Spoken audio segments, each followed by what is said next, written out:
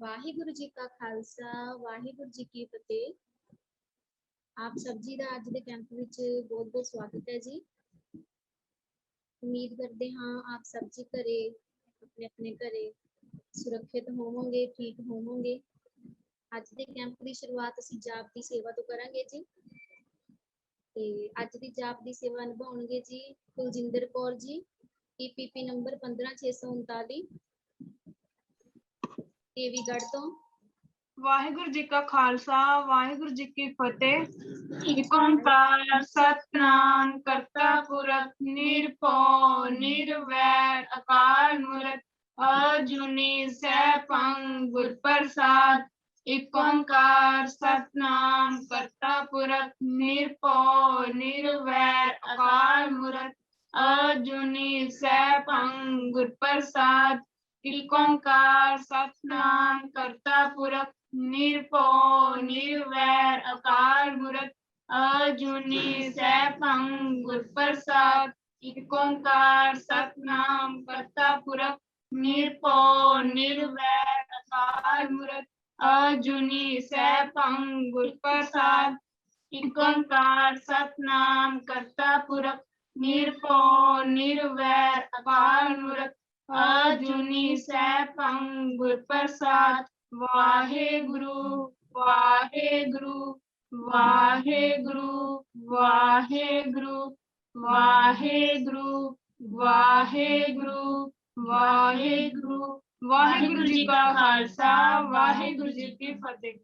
वाहिगुरु जी का खालसा वाहिगुरु जी की फतेह। आप जी का बहुत बहुत धन्यवाद जी। आप जी ने बहुत ही सुचज्जे ढंग नाल जी जाप की सेवा निभाई है जी। ਤਾਂ ਅੱਜ ਦੀ ਆਪਾਂ ਅਗਲੀ ਸ਼ੁਰੂਆਤ ਕਰਦੇ ਹਾਂ। ਅਗਲੀ ਕੀਰਤਨ ਦੀ ਸੇਵਾ ਅੱਜ ਨਿਭਾਉਣਗੇ ਜੀ ਗੁਰਪਾਰਸ ਸਿੰਘ ਜੀ।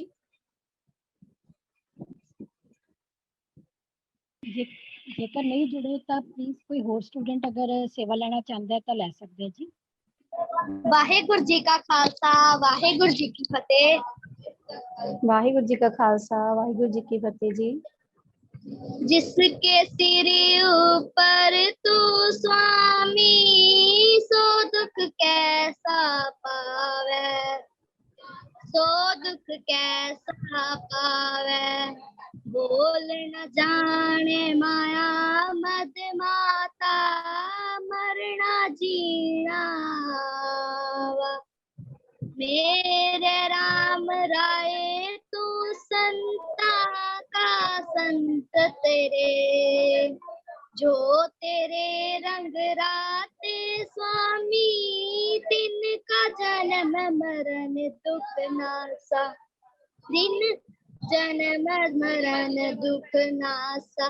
तेरी बख्श न मेटे कोई सतगुर का दिलासा सतगुर का दिलासा। नाम त्यान सुख फल पायन आठ पहर आराध आठ पहरे आराध। तेरी शरण तेरे परवासे पंच दुष्ट ले साध। गुरु नानक जिन कल राखी मेरी जिन कल राखी मेरी जिन कल राखी मेरी। वाहेगुरु जी का खालसा वाहेगुरु जी की फतेह। वाहिगुरु जी का खालसा वाहिगुरु जी की फतेह। ਗੁਰਲੀਨ ਕੌਰ ਜੀ ਆਪ ਜੀ ਦਾ ਬਹੁਤ ਬਹੁਤ ਧੰਨਵਾਦ। ਆਪ ਜੀ ਨੇ ਵੀ ਬਹੁਤ ਸੁਚੱਜੇ ਢੰਗ ਨਾਲ ਕੀਰਤਨ ਦੀ ਸੇਵਾ ਨਿਭਾਈ ਹੈ ਜੀ। ਹੁਣ ਆਪਾਂ ਅੱਗੇ ਵਧਦੇ ਹਾਂ ਜੀ, ਪਹਿਲੇ ਸੈਸ਼ਨ ਵੱਲ ਵਧਦੇ ਹਾਂ। ਅੱਜ ਪਹਿਲਾ ਸੈਸ਼ਨ ਆਪਾਂ ਲੈਣਗੇ ਜੀ ਵਾਈਸੀ ਸਰਬਜੀਤ ਸਿੰਘ ਜੀ। ਇਹਨਾਂ ਦਾ ਵਿਸ਼ਾ ਹੈ ਜੀ ਸ਼ਬਦ ਵਿਚਾਰ। ਵੀਰ ਜੀ ਵਾਹਿਗੁਰੂ ਜੀ ਕਾ ਖਾਲਸਾ ਵਾਹਿਗੁਰੂ ਜੀ ਕੀ ਫਤਿਹ ਜੀ। ਗੁਰੂ ਗਰੀਬ ਬਾਦ ਸਤਿਗੁਰ ਸੱਚੇ ਪਾਤਸ਼ਾਹ ਦੀ ਪਾਵਨ ਪਵਿੱਤਰ ਯਾਦ ਵਿੱਚ ਅਸੀਂ ਸਾਰੇ ਹੀ ਮਾਈ ਭਾਈ ਵਿਦਿਆਰਥੀ ਜਨ ਸਾਰੇ ਹੀ ਜੁੜ ਬੈਠੇ ਹਾਂ। ਇਹ ਜੋ ਕੈਂਪ ਹੈ ਤਕਰੀਬਨ 1 ਸਾਲ ਤੋਂ ਇਹ ਬਹੁਤ ਵਿਦਿਆਰਥੀ ਇਸ ਵਿੱਚੋਂ ਬੜਾ ਕੁਝ ਸਿੱਖ ਰਹੇ ਨੇ। ਲੋਕਡਾਊਨ ਦੇ ਸਮੇਂ ਦੌਰਾਨ ਇਹ ਕੈਂਪ ਆਰੰਭ ਹੋਇਆ, ਜੋ ਲਗਾਤਾਰ ਨਿਤਾ ਪ੍ਰਤੀ 400 500 ਵਿਦਿਆਰਥੀ ਐਡ ਹੋ ਕੇ ਇਹਦਾ ਲਾਹਾ ਲੈ ਰਹੇ ਨੇ। ਸੋ ਆਓ ਸਭ ਤੋਂ ਪਹਿਲਾਂ ਗੁਰੂ ਦੀ ਬੁਲਾਈ ਹੋਈ ਫਤਿਹ ਪ੍ਰਵਾਨ ਕਰੀਏ। ਸਭ ਗੱਜ ਵੱਜ ਕੇ ਬੋਲੋ ਜੀ, ਵਾਹਿਗੁਰੂ ਜੀ ਕਾ ਵਾਹਿਗੁਰੂ ਜੀ ਕਾ ਖਾਲਸਾ, ਵਾਹਿਗੁਰੂ ਜੀ ਕੀ ਵਾਹਿਗੁਰੂ ਜੀ ਫਤਿਹ। ਕੀ ਫਤਿਹ। ਸੋ ਵੱਡਿਆਂ ਭਾਗਾਂ ਵਾਲੇ ਅਸੀਂ ਹਾਂ ਕਿ ਆਪਣੇ ਘਰੇ ਬੈਠੇ ਅਸੀਂ ਸੰਗਤ ਕਰ ਰਹੇ ਹਾਂ। ਹਰ ਰੋਜ਼ ਨਵੀਆਂ ਵਿਚਾਰਾਂ, ਨਿਤ ਨਵਾਂ ਸਿੱਖਣ ਨੂੰ ਮਿਲਦਾ ਹੈ।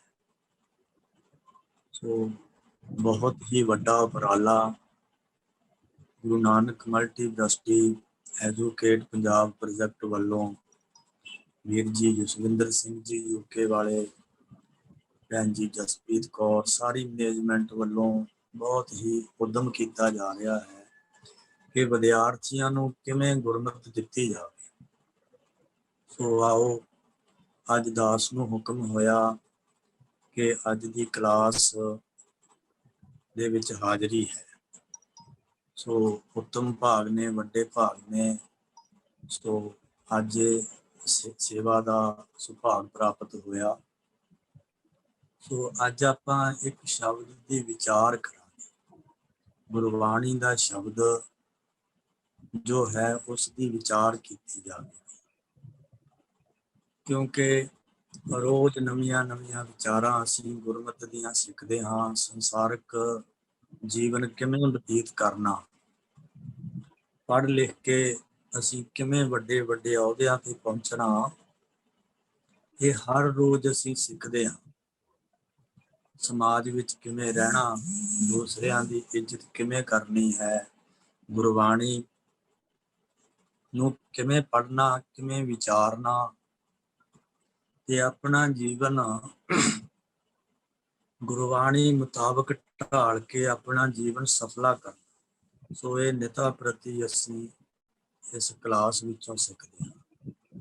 ਸੋ ਅੱਜ ਗੁਰੂ ਤੇ ਭਰੋਸਾ, ਗੁਰੂ ਤੇ ਜੋ ਭਰੋਸਾ ਹੈ ਨਾ, ਇਹ ਸਤਿਗੁਰਾਂ ਨੇ ਬਾਣੀ 'ਚ ਕਿਹਾ ਹੈ, ਕੋਟਨ ਮੈਂ ਕੋਊ ਨਾਰਾਇਣ ਜਿਹ ਚੀਤ। ਕਹਿੰਦੇ ਕਰੋੜਾਂ ਦੇ ਵਿੱਚੋਂ ਕੋਈ ਗੁਰੂ ਤੇ ਭਰੋਸਾ ਕਰਨ ਵਾਲਾ ਹੈ, ਜਿਹਦੇ ਹਿਰਦੇ ਵਿੱਚ ਵਾਹਿਗੁਰੂ ਪਰਮੇਸ਼ਰ ਵਸਦਾ ਹੈ। ਸਾਰੇ ਹੀ ਅਸੀਂ ਨਿਤਨੇਮੀ ਹਾਂ, ਬਾਣੀ ਪੜ੍ਹਦੇ ਹਾਂ, ਸੇਵਾ ਕਰਦੇ ਹਾਂ, ਪਰ ਫਿਰ ਵੀ ਜੋ ਗੁਰਬਾਣੀ ਸਾਨੂੰ ਉਪਦੇਸ਼ ਦਿੰਦੀ ਹੈ ਨਾ, ਅਸੀਂ ਕਿਤੇ ਨਾ ਕਿਤੇ ਉਸ ਦੇ ਵਿੱਚ ਆਪਣੀ ਅਕਲ ਵਰਤ ਜਾਂਦੇ ਹਾਂ, ਕਿਤੇ ਨਾ ਕਿਤੇ ਆਪਣਾ ਦਿਮਾਗ ਵਰਤ ਜਾਂਦੇ ਹਾਂ, ਕਿਤੇ ਨਾ ਕਿਤੇ ਆਪਣਾ ਜ਼ੋਰ, ਬਲ, ਬੁੱਧ ਕੁਛ ਵੀ ਵਰਤ ਜਾਂਦੇ ਹਾਂ। ਪਰ ਸਮਰਪਿਤ ਹੋਣਾ ਬਹੁਤ ਅੱਗੇ ਦੀ ਅਵਸਥਾ ਹੈ। ਸਮਰਪਿਤ ਹੋ ਜਾਣਾ ਬਹੁਤ ਹੀ ਔਖਾ ਹੈ। ਗੁਰੂ ਸਾਹਿਬ ਕਿਸੇ ਤੇ ਕਿਰਪਾ ਕਰ ਦੇਣ, ਉਹ ਫਿਰ ਸਮਰਪਿਤ ਹੋ ਜਾਂਦਾ ਹੈ। ਗੁਰੂ ਸਾਹਿਬ ਦੀ ਕਿਰਪਾ ਹੀ ਹੋਵੇ ਤਾਂ ਹੀ ਸਮਰਪਿਤ ਹੋਇਆ ਜਾਂਦਾ। ਆਪਣੇ ਆਪ, ਆਪਣੀ ਅਕਲ ਨਾਲ, ਆਪਣੀ ਬਲ ਬੁੱਧ ਦੇ ਨਾਲ ਕੋਈ ਵੀ ਸਮਰਪਿਤ ਨਹੀਂ ਹੋ ਸਕਦਾ। ਸੋ ਵਿਸ਼ਵਾਸ, ਭਰੋਸਾ, ਇਹ ਬਹੁਤ ਵੱਡੀ ਗੱਲ ਹੈ। ਵਿਸ਼ਵਾਸ ਹੋਣਾ, ਗੁਰੂ ਸਾਹਿਬ ਤੇ ਭਰੋਸਾ, ਗੁਰੂ ਸਾਹਿਬ ਨੂੰ ਸਮਰਪਿਤ ਭਰੋਸਾ ਵੱਡੀ ਗੱਲ ਹੈ। ਕੋਈ ਹੋ ਪਾਉਂਦਾ? ਹੋਏ ਨੇ, ਬੜੇ ਪ੍ਰਮਾਣ ਮਿਲਦੇ ਨੇ ਗੁਰਬਾਣੀ ਦੇ ਵਿੱਚੋਂ, ਇਤਿਹਾਸ ਦੇ ਵਿੱਚੋਂ, ਸੰਸਾਰਕ ਸਾਡੇ ਅੜੋਸ ਪੜੋਸ ਤੋਂ, ਦੋਸਤਾਂ ਮਿੱਤਰਾਂ ਤੋਂ ਬੜੇ ਸਾਨੂੰ ਪ੍ਰਮਾਣ, ਉਦਾਹਰਨਾਂ, ਐਗਜ਼ੈਂਪਲਾਂ ਮਿਲ ਜਾਂਦੀਆਂ ਨੇ ਭਰੋਸੇ ਵਾਲਿਆਂ ਦੀਆਂ। ਕਿਸੇ ਨੂੰ ਭਰੋਸਾ ਪੂਰਾ ਵੱਜਦਾ, ਨਹੀਂ ਤੇ ਅਸੀਂ ਡੋਲ ਜਾਂਦੇ ਹਾਂ। ਜਿਵੇਂ ਮੈਨੂੰ ਹੁਣੇ ਹੀ ਸੁਣਾਉਂਦੇ ਨੂੰ ਇੱਕ ਬਚਨ ਯਾਦ ਆਇਆ। ਮੇਰੇ ਕੋਈ ਬਹੁਤ ਹੀ ਪਿਆਰੇ ਦੋਸਤ ਮਿੱਤਰ ਨੇ, ਉਹਨਾਂ ਦੇ ਪੈਰਾਂ ਦੇ ਉੱਤੇ ਸਕਿਨ ਦੀ ਪ੍ਰੋਬਲਮ ਹੋਈ ਆ, ਦੋਹਾਂ ਪੈਰਾਂ ਦੇ ਉੱਤੇ। ਤੇ ਮੈਂ ਉਹਨਾਂ ਨੂੰ 4-5 ਸਾਲ ਦੇਖਦਾ ਰਿਹਾ। ਉਹ ਦਵਾਈ ਲਾਉਣੇ, ਜਦੋਂ ਉਹਦੇ ਕੋਲ ਜਾ ਕੇ ਬੈਠਣਾ, ਉਹਨਾਂ ਨੇ ਇੱਕ ਟਿਊਬ ਜੀ ਕੱਢ ਕੇ ਉੱਤੇ ਲਾ ਲੈਣੀ। ਉਹਨਾਂ ਦੇ ਮਿਸੇਜ ਗੁਰਮਤ ਦੇ ਵਿੱਚ ਬਹੁਤ ਅੱਗੇ ਨੇ। ਉਹ ਪਹਿਲਾਂ ਦਾਰੂ ਪੀਂਦੇ ਸੀ, ਫਿਰ ਹੌਲੀ ਹੌਲੀ ਸਤਿਗੁਰਾਂ ਨੇ ਕਿਰਪਾ ਕੀਤੀ, ਅੰਮ੍ਰਿਤਪਾਨ ਕੀਤਾ, ਪਰ ਭਰੋਸਾ ਪੂਰਾ ਨਹੀਂ ਬੱਝਿਆ। ਤੇ ਇੱਕ ਦਿਨ ਬੈਠੇ ਬੈਠੇ ਆਖਣ ਲੱਗੇ, ਮੇਰਾ ਨਾਂ ਲੈ ਕੇ, ਕਹਿੰਦੇ ਵੀ ਹਰਮੰਦਰ ਸਾਹਿਬ ਹੋਇਆ ਹੀ ਏ, ਬਈ ਆਹ ਪੈਰ ਮੇਰੇ ਠੀਕ ਨਹੀਂ ਆਉਂਦੇ, ਕਹਿੰਦੇ ਸ਼ਾਇਦ ਉੱਥੋਂ ਇਸ਼ਨਾਨ ਕਰਕੇ ਠੀਕ ਹੋ ਜਾਵੇ, ਸ਼ਾਇਦ ਵਰਲਡ ਵਿੱਚ ਵਰਤਿਆ। ਸੋ ਇਹ ਜੋ ਸ਼ਾਇਦ ਵਰਲਡ ਸੀ, ਇਹ ਪੂਰਨ ਭਰੋਸੇ ਨੂੰ ਦਰਸਾ ਨਹੀਂ ਸੀ ਰਿਹਾ। ਸੋ ਐਡਾ ਪੂਰਨ ਭਰੋਸਾ ਹੋਣਾ ਚਾਹੀਦਾ ਹੈ ਸਾਨੂੰ ਕਿ ਸਾਰੇ ਦੁਨੀਆ ਦੇ ਡਾਕਟਰਾਂ ਨੂੰ ਅਸੀਂ ਇੱਕ ਪਾਸੇ ਰੱਖ ਕੇ ਧੰਨ ਗੁਰੂ ਰਾਮਦਾਸ ਮਹਾਰਾਜ ਜੀ ਨੂੰ ਸਭ ਤੋਂ ਵੱਡਾ ਜਾਣ ਕੇ, ਜੋ ਡਾਕਟਰਾਂ ਦੇ ਵੀ ਡਾਕਟਰ ਨੇ, ਸਭ ਤੋਂ ਵੱਡਾ ਜਾਣ ਕੇ ਜਦੋਂ ਅਸੀਂ ਮਨ ਵਿੱਚ ਭਾਵਨਾ ਲੈ ਕੇ ਇਸ਼ਨਾਨ ਕਰਾਂਗੇ ਜਾ ਕੇ, ਸਾਡਾ ਭਰੋਸਾ ਹੀ ਉਹ ਗੁਰੂ ਨੂੰ ਸਮਰਪਿਤ ਹੁੰਦਾ। ਉਸ ਭਰੋਸੇ ਦੀ ਬਦੌਲਤ ਹੀ ਗੁਰੂ ਕਿਰਪਾ ਕਰਦਾ। ਜੇ ਭਰੋਸਾ ਸਾਡਾ ਨਹੀਂ ਹੈਗਾ ਤਾਂ ਫਿਰ ਸਾਡੇ ਵਿੱਚ ਕਚਿਆਈ ਹੈ। ਪੂਰਾ ਸਤਿਗੁਰ ਕਿਆ ਕਰੇ, ਜੋ ਸਿੱਖਾਂ ਮੈਂ ਚੂਕ। ਸਾਡੇ ਸਿੱਖਾਂ ਵਿੱਚ ਹੀ ਕਮੀ ਹੈ, ਸਾਡੇ ਵਿੱਚ ਹੀ ਕਮੀ ਹੈ। ਗੁਰੂ ਪੂਰਾ ਹੈ, ਗੁਰੂ ਜੋ ਚਾਹੇ ਸੋ ਕਰ ਸਕਦਾ ਹੈ, ਪਰ ਅਸੀਂ ਕਿਤੇ ਨਾ ਕਿਤੇ ਡੋਲ ਜਾਂਦੇ ਹਾਂ। ਆਪਣੇ ਵਿੱਚ ਅਸੀਂ ਪਰਪੱਕਤਾ ਲੈ ਕੇ ਆਉਣੀ ਆ। ਪਰਪੱਕਤਾ ਕਿਵੇਂ ਆਵੇਗੀ? ਜੇ ਅਸੀਂ ਨਿਤਨੇਮੀ ਹੋਵਾਂਗੇ। ਨਿਤਨੇਮੀ ਹੋਣ ਦੇ ਵੀ ਇਸ ਤਰ੍ਹਾਂ ਆਉਂਦਾ ਕਿ ਸਭ ਤੋਂ ਪਹਿਲਾਂ ਅੰਮ੍ਰਿਤ ਵੇਲਾ ਸਟਾਰਟ ਹੁੰਦਾ ਹੈ। ਅੰਮ੍ਰਿਤ ਵੇਲਾ ਸ਼ੁਰੂਆਤ ਵੇਲੇ ਜੋ ਅੰਮ੍ਰਿਤ ਵੇਲੇ ਜੋ ਉਦਮ ਕਰਕੇ ਉੱਠਦਾ ਹੈ ਕਿ ਮੇਰਾ ਅੰਮ੍ਰਿਤ ਵੇਲਾ ਮੇਰੇ ਹੱਥੋਂ ਨਿਕਲ ਨਾ ਜਾਵੇ, ਸਭ ਤੋਂ ਪਹਿਲੀ ਸਟੇਜ ਹੈ ਅੰਮ੍ਰਿਤ ਵੇਲੇ ਨੂੰ ਸੰਭਾਲਣਾ। ਫਿਰ ਭਜਨ ਕਰਨਾ। ਭਜਨ ਕੀ? ਮੂਲ ਮੰਤਰ ਦਾ ਜਾਪ ਕਰੋ, ਗੁਰ ਮੰਤਰ ਦਾ ਜਾਪ ਕਰੋ। ਉਸ ਤੋਂ ਬਾਅਦ ਫਿਰ ਨਿਤਨੇਮ ਕਰਨਾ। ਅੱਜ ਸਾਡੇ ਗੁਰਸਿੱਖੀ ਦੇ ਵਿੱਚ ਭਜਨ ਜਾਪ ਇਹਦੀ ਬਹੁਤ ਕਮੀ ਆ ਗਈ ਹੈ। ਕੋਈ ਭਜਨ ਨਿਤਨੇਮ ਨੂੰ ਹੀ ਜ਼ੋਰ ਲਾ ਦਿੱਤਾ ਸੀ, ਪਰ ਉਸ ਤੋਂ ਪਹਿਲਾਂ ਜੋ ਭਜਨ ਕਰਨਾ ਹੈ, ਜੋ ਸਿਮਰਨ ਕਰਨਾ ਹੈ, ਸਿਮਰਨ ਤੋਂ ਬਾਅਦ ਵਿੱਚ ਨਿਤਨੇਮ ਹੈ। ਪਹਿਲਾਂ ਸਿਮਰਨ ਕਰਨਾ ਹੈ, ਗੁਰੂ ਦੀ ਯਾਦ ਵਿੱਚ ਜੁੜ ਕੇ, ਫਿਰ ਚੜ੍ਹੇ ਦਿਵਸ ਗੁਰਬਾਣੀ ਗਾਵੇ, ਫਿਰ ਨਿਤਨੇਮ ਕਰਨਾ। ਪਹਿਲਾਂ ਗੁਰੂ ਦੀ ਯਾਦ ਵਿੱਚ ਜੁੜਨਾ। ਕੋਈ ਅੱਧਾ ਘੰਟਾ ਜੁੜੇ, ਕੋਈ 1 ਘੰਟਾ ਜੁੜੇ, ਕੋਈ 2 ਘੰਟੇ ਜੁੜੇ, ਫਿਰ ਉਹ ਆਨੰਦ ਮਾਣ ਕੇ ਫਿਰ ਨਿਤਨੇਮ ਦਾ ਜੋ ਆਨੰਦ ਹੈ ਉਹ ਵੱਖਰਾ ਹੀ ਆਵੇਗਾ। ਨਹੀਂ ਅੱਜ ਅਸੀਂ ਜਿਵੇਂ ਸਰਬਜੀਤ ਸਿੰਘ ਜੀ, ਡਾਕਟਰ ਸਰਬਜੀਤ ਸਿੰਘ ਜੀ ਰੇਣੂਕਾ ਜੀ ਦੱਸਦੇ ਹੁੰਦੇ ਨੇ ਕਿ ਅਸੀਂ ਸਿਰਫ ਨਿਤਨੇਮ ਨੂੰ ਇੱਕ ਖਾਨਾ ਪੂਰਤੀ ਬਣਾ ਲਿਆ, ਵੀ ਹੋ ਗਿਆ ਸਾਡਾ 5 ਬਾਣੀਆਂ, ਬਸ ਅੱਜ ਹੋ ਗਈਆਂ 5 ਬਾਣੀਆਂ, ਰਹਿਰਾ ਸਾਹਿਬ ਹੋ ਗਈ। ਸੋ ਉਸ ਤੋਂ ਪਹਿਲਾਂ ਦੀ ਜੋ ਅਵਸਥਾ ਹੈ ਉਹ ਭਜਨ ਦੀ ਹੈ, ਸਿਮਰਨ ਦੀ ਹੈ। ਜਿੰਨੀ ਦੇਰ ਸਿਮਰਨ ਕਰਕੇ ਨਿਤਨੇਮ ਨਾ ਹੋਵੇ, ਫਿਰ ਉਨੀ ਦੇਰ ਉਹ ਆਨੰਦ ਨਹੀਂ ਵੱਜਦਾ। ਜ਼ਰੂਰ ਸਾਰੇ ਹੀ ਅਸੀਂ ਅੰਮ੍ਰਿਤ ਵੇਲੇ ਉੱਠ ਕੇ ਪਹਿਲਾਂ ਭਜਨ ਗੁਰ ਮੰਤਰ ਚਾਹੇ ਮੂਲ ਮੰਤਰ ਉਹਦਾ ਅਭਿਆਸ ਕੀਤਾ ਜਾਂਦਾ, ਫਿਰ ਨਿਤਨੇਮ ਕੀਤਾ ਜਾਂਦਾ। ਇਹ ਗੁਰੂ ਦੀ ਮਰਿਆਦਾ ਹੈ। ਇਹ ਮੈਂ ਕੋਈ ਆਪਣੇ ਕੋਲੋਂ ਨਹੀਂ ਕਹਿ ਰਿਹਾ, ਇਹ ਗੁਰੂ ਦੀ ਮਰਿਆਦਾ ਹੈ। ਅੰਮ੍ਰਿਤ ਵੇਲੇ ਚੌਂਕੜਾ ਮਾਰ ਕੇ ਪਹਿਲਾਂ ਗੁਰੂ ਦੀ ਪਵਿੱਤਰ ਪਰਮਾਤਮਾ ਅਕਾਲ ਪੁਰਖ ਵਾਹਿਗੁਰੂ ਦੀ ਉਸਤਤੀ ਦੇ ਵਿੱਚ ਉਹਨਾਂ ਦਾ ਨਾਮ ਜਪਣਾ। ਨਾਮ ਜਪਣਾ ਬਾਣੀ ਉੱਤੇ, ਬਾਣੀ ਵਿੱਚ ਨਾਮ ਜਪਣ ਨੂੰ ਹੀ ਜ਼ੋਰ ਦਿੱਤਾ ਗਿਆ ਹੈ। ठीक है, साडी 5 ਬਾਣੀਆਂ ਜ਼ਰੂਰ ਕਰਨੀਆਂ ਨੇ। ਰਹਿਰਾ ਸਾਹਿਬ ਸਾਡੀ ਜਾਨ ਹੈ, ਸੋਲਾ ਸਾਹਿਬ ਸਾਡੀ ਜਾਨ ਹੈ। ਬਿਨਾਂ ਰਹਿਰਾ ਸਾਹਿਬ ਤੋਂ, ਬਿਨਾਂ ਸੋਲਾ ਸਾਹਿਬ ਤੋਂ ਅਸੀਂ ਕਦੇ ਵੀ ਸੌਣਾ ਨਹੀਂ ਹੈਗਾ। ਇਹ ਸਾਡੇ ਗੁਰੂ ਦਾ ਦਿੱਤਾ ਹੋਇਆ ਉਪਦੇਸ਼ ਹੈ। ਸੋ ਅੱਜ ਭਰੋਸੇ ਦੀ ਕਮੀ ਹੈ। ਭਰੋਸੇ ਤੋਂ ਇੱਕ ਬਚਨ ਯਾਦ ਆਇਆ, ਕਿਉਂਕਿ ਭਰੋਸਾ ਜੋ ਹੁੰਦਾ ਹੈ ਹਰ ਬੰਦੇ ਵਿੱਚ ਹੈ, ਪਰ ਅਸੀਂ ਉਸ ਦੇ ਉੱਤੇ ਖੜਦੇ ਹਾਂ ਕਿ ਨਹੀਂ ਖੜਦੇ, ਇਹ ਅਸੀਂ ਆਪਣੇ ਸਾਡਾ ਜੀਵਨ ਦੱਸਦਾ ਹੈ। ਜਿਨ੍ਹਾਂ ਨੂੰ ਨਹੀਂ ਭਰੋਸਾ ਉਹਨਾਂ ਵਿਸ਼ਵਾਸ ਨਹੀਂ ਹੁੰਦਾ, ਫਿਰ ਅੱਜ ਕਿਤੇ ਕੱਲ ਕਿਤੇ, ਅੱਜ ਕਿਤੇ ਕੱਲ ਕਿਤੇ, ਉਹ ਵਿਚਾਰੇ ਮੱਥੇ ਹੀ ਟੇਕਦੇ ਫਿਰੀ ਜਾਂਦੇ ਨੇ। ਸ਼ਾਇਦ ਕਿਤੋਂ ਪੂਰਤੀ ਪੈ ਜਾਵੇ, ਸ਼ਾਇਦ ਕਿਤੋਂ ਸਾਡਾ ਕੰਮ ਬਣ ਜਾਵੇ। ਉਹ ਭਰੋਸੇ ਤੋਂ ਹੀਣੇ ਲੋਕ ਉਹਨਾਂ, ਕਿਉਂਕਿ ਮਹਾਤਮਾ ਵੱਡੇ ਵੱਡੇ ਜੋ ਮਹਾਂਪੁਰਖ ਸਾਡੀ ਕੌਮ ਵਿੱਚ ਹੋਏ ਨੇ, ਉਹਨਾਂ ਦੇ ਬਚਨ ਦੱਸਦੇ ਨੇ ਕਿ ਜਿਹਦੀ ਝੋਲੀ ਗੁਰੂ ਨਾਨਕ ਦੇ ਘਰੋਂ ਨਹੀਂ ਨਾ ਭਰੀ, ਕਹਿੰਦੇ ਫਿਰ ਦੁਨੀਆ ਦੀ ਵਿੱਚ ਉਹਦੀ ਝੋਲੀ ਕਿਤੋਂ ਵੀ ਨਹੀਂ ਭਰਨੀ। ਸਭ ਤੇ ਵੱਡਾ ਸਤਿਗੁਰ ਨਾਨਕ, ਸਭ ਤੇ ਵੱਡਾ ਗੁਰੂ ਨਾਨਕ ਹੈ। ਇੱਥੇ ਸਭ ਦੀਆਂ ਝੋਲੀਆਂ ਭਰਦੀਆਂ ਨੇ। ਲੋੜ ਕਾਹਦੀ ਹੈ? ਲੋੜ ਹੈ ਭਰੋਸੇ ਦੀ, ਲੋੜ ਹੈ ਵਿਸ਼ਵਾਸ ਦੀ, ਲੋੜ ਹੈ ਸ਼ਰਧਾ ਦੀ। ਭਰੋਸਾ ਹੋਣਾ ਬਹੁਤ ਹੀ ਅਗਲੀ ਸਟੇਜ ਹੈ। ਸੋ ਆਓ ਅੱਜ ਜੋ ਵਿਚਾਰ ਕਰਨੀ ਹੈ ਇੱਕ ਸ਼ਬਦ ਦੀ, ਉਸ ਤੋਂ ਪਹਿਲਾਂ ਇੱਕ ਪ੍ਰਮਾਣ ਯਾਦ ਆ ਗਿਆ। ਇੱਕ ਨਿੱਕੀ ਜਿਹੀ ਸਾਖੀ ਕਹਿ ਲਓ, ਸਟੋਰੀ ਕਹਿ ਲਵੋ।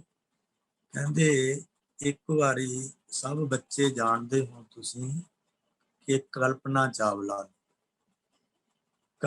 ਚਾਵਲਾ ਦੇ ਦਾਦਾ ਜੀ ਜੋ ਸਨ ਉਹ ਬਿਮਾਰ ਹੋ ਗਏ। ਬੜੇ ਇਲਾਜ ਕਰਵਾਏ, ਬੜੇ ਡਾਕਟਰਾਂ ਕੋਲ ਲੈ ਕੇ ਗਏ, ਪਰ ਕਿਤੋਂ ਵੀ ਆਰਾਮ ਨਾ ਆਇਆ, ਕਿਤੋਂ ਵੀ ਆਰਾਮ ਨਹੀਂ ਮਿਲਦਾ। ਪੈਸਾ ਲਾ ਰਹੇ ਨੇ, ਦਵਾਈਆਂ ਖਾ ਰਹੇ ਨੇ, ਕਿਤੋਂ ਵੀ ਆਰਾਮ ਨਹੀਂ ਮਿਲਦਾ। ਹੁਣ ਪਤੀ ਦਾ ਜੋ ਦੁੱਖ ਹੁੰਦਾ ਹੈ ਉਹ ਸਭ ਤੋਂ ਵੱਧ ਉਸ ਦੀ ਔਰਤ ਨੂੰ ਹੁੰਦਾ ਹੈ। ਸੋ ਦਾਦੀ ਜੀ ਵਿਚਾਰੇ ਬੇਚੈਨ ਰਹਿੰਦੇ ਨੇ, ਕਿਉਂਕਿ ਪਰਮਾਤਮਾ ਨੇ ਔਰਤ ਵਿੱਚ ਸਭ ਤੋਂ ਵੱਡਾ ਵਿਸ਼ਵਾਸ ਦਿੱਤਾ ਹੈ। ਪਰ ਵਿਸ਼ਵਾਸ ਜਦੋਂ ਔਰਤ ਦੇ ਅੰਦਰੋਂ ਜਾਗ ਜਾਵੇ ਨਾ, ਇਹ ਉਦੋਂ ਜਾਗਦਾ ਜਦੋਂ ਬਹੁਤ ਹੀ ਮੁਸੀਬਤ ਦੀ ਘੜੀ ਆ ਜਾਂਦੀ ਹੈ। ਉਦੋਂ ਫਿਰ ਜਦੋਂ ਔਰਤ ਆਪਣਾ ਵਿਸ਼ਵਾਸ ਜਗਾ ਲੈਂਦੀ ਆ ਨਾ, ਫਿਰ ਸਭ ਪੂਰਤੀਆਂ ਹੋ ਜਾਂਦੀਆਂ ਨੇ। ਇਹ ਗੱਲ ਨਹੀਂ ਕਿ ਮਰਦਾਂ ਵਿੱਚ ਵਿਸ਼ਵਾਸ ਨਹੀਂ ਹੈ, ਵਿੱਚ ਹੈ, ਪਰ ਔਰਤ ਦਾ ਵਿਸ਼ਵਾਸ ਹੈ ਜੋ, ਕਿਉਂਕਿ ਅਸੀਂ ਮਰਦ ਥੋੜੇ ਜਿਹੇ ਹਾਰਡ ਦਿਲ ਦੇ ਹਾਂ, ਔਰਤ ਕੋਮਲ ਹੁੰਦੀ ਹੈ, ਬਹੁਤ ਕੋਮਲ ਦਿਲ ਦੀ ਔਰਤ ਹੁੰਦੀ ਹੈ। ਸੋ ਕਲਪਨਾ ਚਾਵਲਾ ਜੀ ਦੇ ਦਾਦਾ ਜੀ ਨੂੰ ਕਿਤੋਂ ਵੀ ਆਰਾਮ ਨਹੀਂ ਆ ਰਿਹਾ। ਇਹ ਪ੍ਰਮਾਣ ਭਰੋਸੇ ਦਾ ਸੁਣਾਇਆ ਜਾ ਰਿਹਾ ਹੈ। ਭਰੋਸਾ ਕੀ ਹੁੰਦਾ? ਜਦੋਂ ਨਹੀਂ ਕਿਤੋਂ ਵੀ ਆਰਾਮ ਆ ਰਿਹਾ, ਕਿਸੇ ਨੇ ਦੱਸ ਪਾਈ ਕਿ ਮਾਤਾ ਜੀ ਫਲਾਨੀ ਜਗ੍ਹਾ ਇੱਕ ਸੰਤ ਰਹਿੰਦੇ ਨੇ, ਇਹਨਾਂ ਨੂੰ ਉੱਥੇ ਲੈ ਜਾਓ। ਹੁਣ ਇਹ ਸਾਖੀ ਮੈਂ ਕਿਸੇ ਸੰਤ ਦੀ ਮਹਿਮਾ ਕਰਕੇ ਨਹੀਂ ਸੁਣਾ ਰਿਹਾ, ਇਹ ਸਾਖੀ ਸਿਰਫ ਭਰੋਸੇ ਦੀ ਸੁਣਾਈ ਜਾ ਰਹੀ ਹੈ ਕਿ ਭਰੋਸਾ ਕਿੱਡੀ ਬੜੀ ਤਾਕਤ ਹੈ। ਇਸ ਤਰ੍ਹਾਂ ਜੇ ਸਾਡਾ ਭਰੋਸਾ ਹੋਵੇ ਤਾਂ ਸਭ ਕਾਰਜ ਹੋ ਜਾਂਦੇ ਨੇ। ਸੋ ਕਿਸੇ ਨੇ ਦੱਸ ਪਾ ਦਿੱਤੀ। ਹੁਣ ਕੌਣ ਨਹੀਂ ਚਾਹੁੰਦਾ ਕਿ ਸਾਡੇ ਮਰੀਜ਼ ਨੂੰ ਆਰਾਮ ਆਵੇ? ਸਭ ਚਾਹੁੰਦੇ ਨੇ ਕਿ ਸਾਡਾ ਜੋ ਮਰੀਜ਼ ਹੈ ਠੀਕ ਹੋਵੇ, ਇਹ ਤੰਦਰੁਸਤ ਹੋਵੇ, ਸਾਡੇ ਨਾਲ ਹੱਸੇ ਖੇਡੇ। ਸੋ ਕੀ ਹੋਇਆ? ਸਾਰਾ ਪਰਿਵਾਰ ਜਿੱਥੇ ਕਿਸੇ ਨੇ ਦੱਸ ਪਾਈ ਉੱਥੇ ਲੈ ਗਿਆ, ਕਿਉਂਕਿ ਦਾਦੀ ਜੀ ਵਿਧਵਾ ਨਹੀਂ ਹੋਣਾ ਚਾਹੁੰਦੇ। ਵਿਸ਼ਵਾਸ ਹੈ ਅੰਦਰ, ਵਿਸ਼ਵਾਸ ਦੇ ਨਾਲ ਉੱਥੇ ਲੈ ਕੇ ਚਲੇ ਗਏ। ਜਦੋਂ ਜਾ ਕੇ ਸਾਰੀ ਗੱਲ ਦੱਸੀ ਕਿ ਇਸ ਤਰ੍ਹਾਂ ਜੀ ਅਸੀਂ ਬੜੀਆਂ ਦਵਾਈਆਂ ਖਾ ਲਈਆਂ, ਨਹੀਂ ਆਰਾਮ ਆਇਆ, ਤੇ ਕੁਛ ਨਹੀਂ ਹੋਇਆ, ਅਸੀਂ ਸਭ ਢੇਰੀਆਂ ਹੁਣ ਢਾਹ ਦਿੱਤੀਆਂ, ਅਸੀਂ ਤੁਹਾਡੇ ਕੋਲ ਆਏ ਆ, ਹੁਣ ਤੁਸੀਂ ਇਹਨਾਂ ਦੀ ਜਾਨ ਬਚਾਓ। ਕਿਉਂਕਿ ਮੈਂ ਫਿਰ ਬੇਨਤੀ ਕਰਾਂ, ਇਹ ਕਿਸੇ ਸੰਤ ਦੀ ਮਹਿਮਾ ਦੀ ਵਿਚਾਰ ਨਹੀਂ ਹੋ ਰਹੀ, ਇਹ ਵਿਸ਼ਵਾਸ ਦੀ ਵਿਚਾਰ ਹੋ ਰਹੀ ਹੈ। ਇਹ ਦਾਦੀ ਜੀ ਦਾ ਵਿਸ਼ਵਾਸ ਹੈ ਕਿ ਅਸੀਂ ਸਭ ਢੇਰੀਆਂ ਢਾਹ ਦਿੱਤੀਆਂ, ਤੁਸੀਂ ਹੁਣ ਇਹਨਾਂ ਦੀ ਜਾਨ ਬਚਾਓ। ਉਹਨਾਂ ਨੇ ਸਹਿ ਸੁਭਾਏ ਕਹਿ ਦਿੱਤਾ ਕਿ ਲੱਸੀ ਲੈ ਕੇ ਆਓ। ਚਲੋ ਜੀ, ਲੱਸੀ ਲਿਆਂਦੀ ਗਈ। ਲੱਸੀ ਛਕਾਓ ਜੀ ਇਹਨਾਂ ਨੂੰ। ਲੱਸੀ ਪਿਲਾਈ ਗਈ, ਉੱਥੇ ਰਹੇ, ਫਿਰ ਲੱਸੀ ਲਿਆਓ, ਫਿਰ ਪਿਲਾਓ। ਥੋੜੀ ਦੇਰ ਬਾਅਦ ਫਿਰ ਲੱਸੀ ਪਿਲਾਈ ਗਈ। ਕਾਫੀ ਦੇਰ ਉਹਨਾਂ ਨੂੰ ਲੱਸੀ ਪਿਲਾਈ ਗਈ ਤੇ ਉਹਨਾਂ ਨੇ ਕਿਹਾ ਜੀ ਇਹਨਾਂ ਨੂੰ ਲੱਸੀ ਹੀ ਪਿਲਾਓ। ਤੇ ਲੱਸੀ ਪਿਲਾਉਣ ਦੇ ਨਾਲ ਅੱਜ ਹੋਰ ਕੱਲ ਹੋਰ ਦਾਦਾ ਜੀ ਨੂੰ ਆਰਾਮ ਆਉਣਾ ਸ਼ੁਰੂ ਹੋ ਗਿਆ। ਹੌਲੀ ਹੌਲੀ ਸਮਾਂ ਪਾ ਕੇ ਦਾਦਾ ਜੀ ਠੀਕ ਹੋ ਗਏ, ਬਿਲਕੁਲ ਤੰਦਰੁਸਤ ਹੋ ਗਏ। ਹੁਣ ਇਹ ਜੋ ਅਸਲੀ ਸਟੋਰੀ ਹੈ, ਜੇ ਸੱਚੀ ਗੱਲ ਹੈ, ਕੋਈ ਝੂਠ ਦੀ ਬਣਾਈ ਹੋਈ ਨਹੀਂ, ਕਿਉਂਕਿ ਭਰੋਸੇ ਦਾ ਬਚਨ ਸੁਣਾ ਰਹੇ ਹਾਂ। ਹੁਣ ਕੀ ਭਰੋਸਾ ਸੀ? ਹੁਣ ਜਦੋਂ ਦਾਦਾ ਜੀ ਠੀਕ ਹੋ ਗਏ ਤਾਂ ਪਤਾ ਨਹੀਂ ਲੱਗਿਆ ਕਿ ਇਹ ਕਿਵੇਂ ਠੀਕ ਹੋਏ ਨੇ। ਹੁਣ ਜੋ ਪਰਿਵਾਰ ਹੈ ਉਸਨੂੰ ਵਿਸ਼ਵਾਸ ਨਹੀਂ ਵੱਜਦਾ ਹੈਗਾ ਕਿ ਇਹ ਸੰਤਾਂ ਨੇ ਠੀਕ ਕਰ ਦਿੱਤੇ ਨੇ ਜਾਂ ਲੱਸੀ ਨੇ ਠੀਕ ਕਰ ਦਿੱਤੇ ਨੇ, ਤੇ ਜਾਂ ਦਾਦੀ ਜੀ ਦਾ ਜੋ ਭਰੋਸਾ ਹੈ ਉਸਨੇ ਠੀਕ ਕਰ ਦਿੱਤੇ ਨੇ।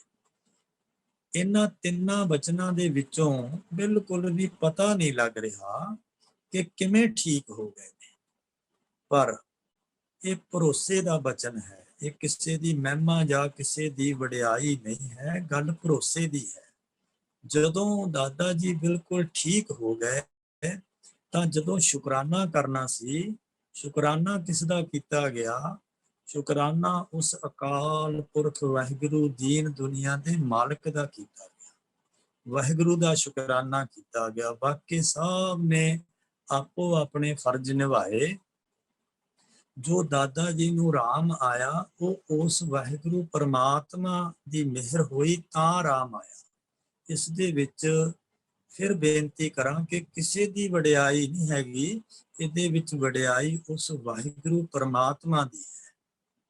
ਸੋ ਅਸੀਂ ਸਾਰੇ ਹੀ ਗੁਰੂ ਤੇ ਭਰੋਸਾ ਰੱਖਣਾ, ਬਾਕੀ ਕਿਸੇ ਤੇ ਭਰੋਸੇ ਦੀ ਸਾਨੂੰ ਲੋੜ ਨਹੀਂ, ਕਿਉਂਕਿ ਬਾਣੀ ਗੁਰੂ ਹੈ। ਬਾਣੀ ਵਿੱਚ ਬਾਣੀ ਅੰਮ੍ਰਿਤ ਸਾਰੇ, ਗੁਰਬਾਣੀ ਵਿੱਚ ਸਭ ਕੁਝ ਹੈ, ਬੜੀ ਤਾਕਤ ਹੈ।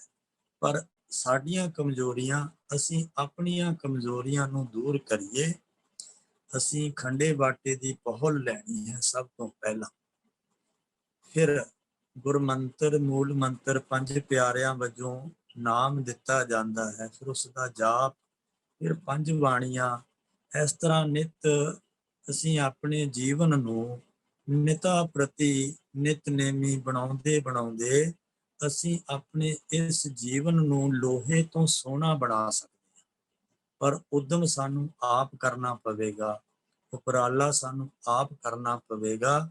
ਮਿਹਰ ਗੁਰੂ ਸਾਹਿਬ ਸਾਡਾ ਉਦਮ ਉਪਰਾਲਾ ਦੇਖ ਕੇ ਮਿਹਰ ਕਿਰਪਾ ਸਤਿਗੁਰੂ ਸਾਡੇ ਤੇ ਆਪ ਕਰਨਗੇ। ਸਾਡਾ ਭਰੋਸਾ ਹੋਣਾ ਚਾਹੀਦਾ ਹੈ, ਸਾਡਾ ਵਿਸ਼ਵਾਸ ਹੋਣਾ ਚਾਹੀਦਾ ਹੈ, ਕਿਉਂਕਿ ਵਿਸ਼ਵਾਸ ਦੇ ਨਾਲ ਸਭ ਕਾਰਜ ਹੁੰਦੇ ਨੇ। ਵਿਸ਼ਵਾਸ ਤੋਂ ਹੀਣੇ ਇਸ ਸੰਸਾਰ ਤੋਂ ਖਾਲੀ ਚਲੇ ਜਾਂਦੇ।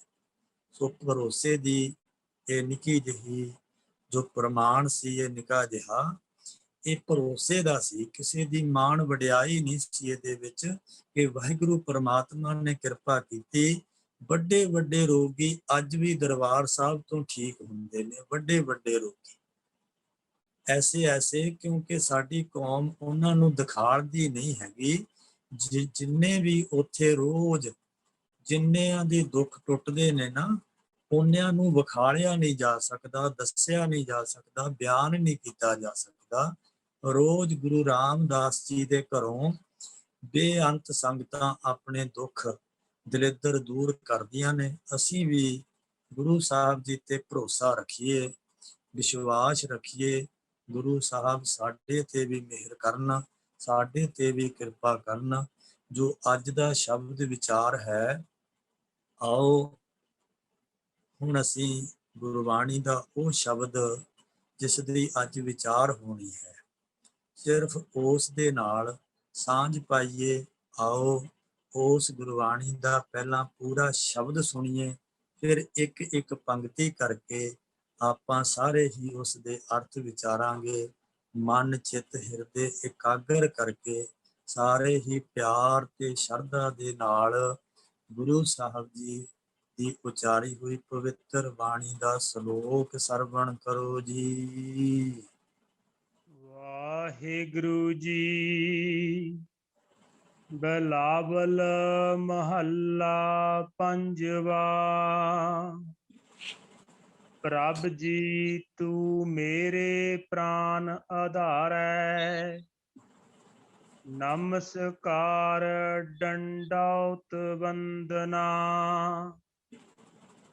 ਅਨੇਕ ਵਾਰ ਜਾਉ ਵਾਰੈ, ਰਹਾਉ ਊਠਤ ਬੈਠਤ ਸੋਵਤ ਜਾਗਤ।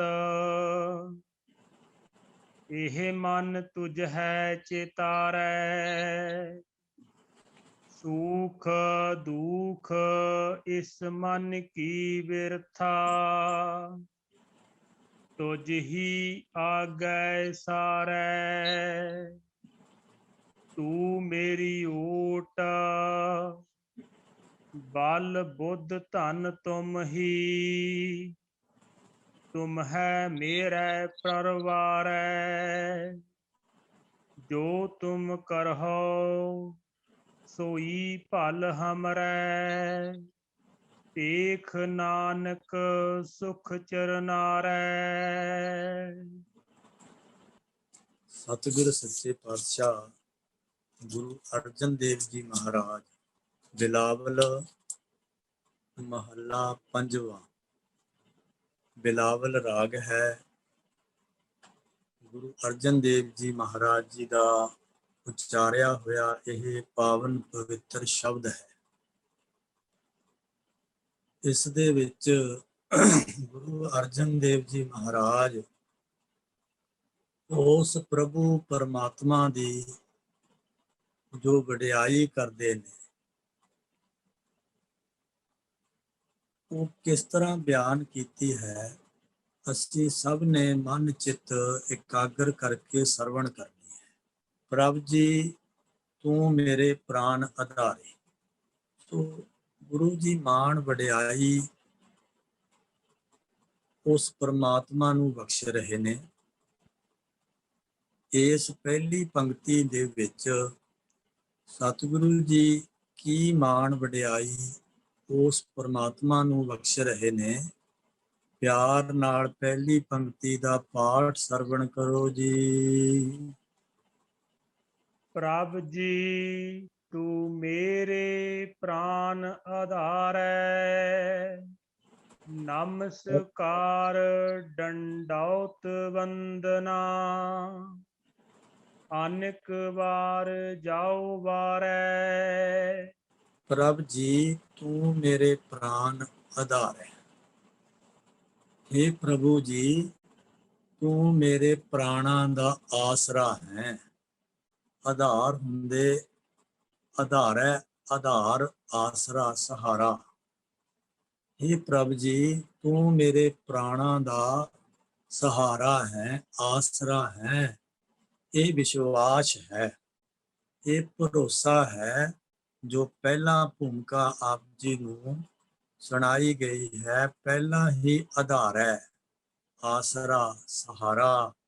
ਇਹ ਵਾਹਿਗੁਰੂ ਜੀ ਗੁਰੂ ਅਰਜਨ ਪਾਤਸ਼ਾਹ ਦੱਸ ਰਹੇ ਨੇ ਕਿ हे ਵਾਹਿਗੁਰੂ ਤੂੰ ਮੇਰੇ ਪ੍ਰਾਣਾਂ ਦਾ ਆਸਰਾ ਹੈ, ਤੂੰ ਮੇਰੇ ਪ੍ਰਾਣਾਂ ਦਾ ਸਹਾਰਾ ਹੈ। ਅਗਲੀ ਪੰਕਤੀ ਦਾ ਪਾਠ ਸਰਵਣ ਕਰੋ ਜੀ। ਨਮਸਕਾਰ ਡੰਡੌਤ ਵੰਦਨਾ। ਅਨੇਕ ਵਾਰ ਜਾਉ ਵਾਰੈ।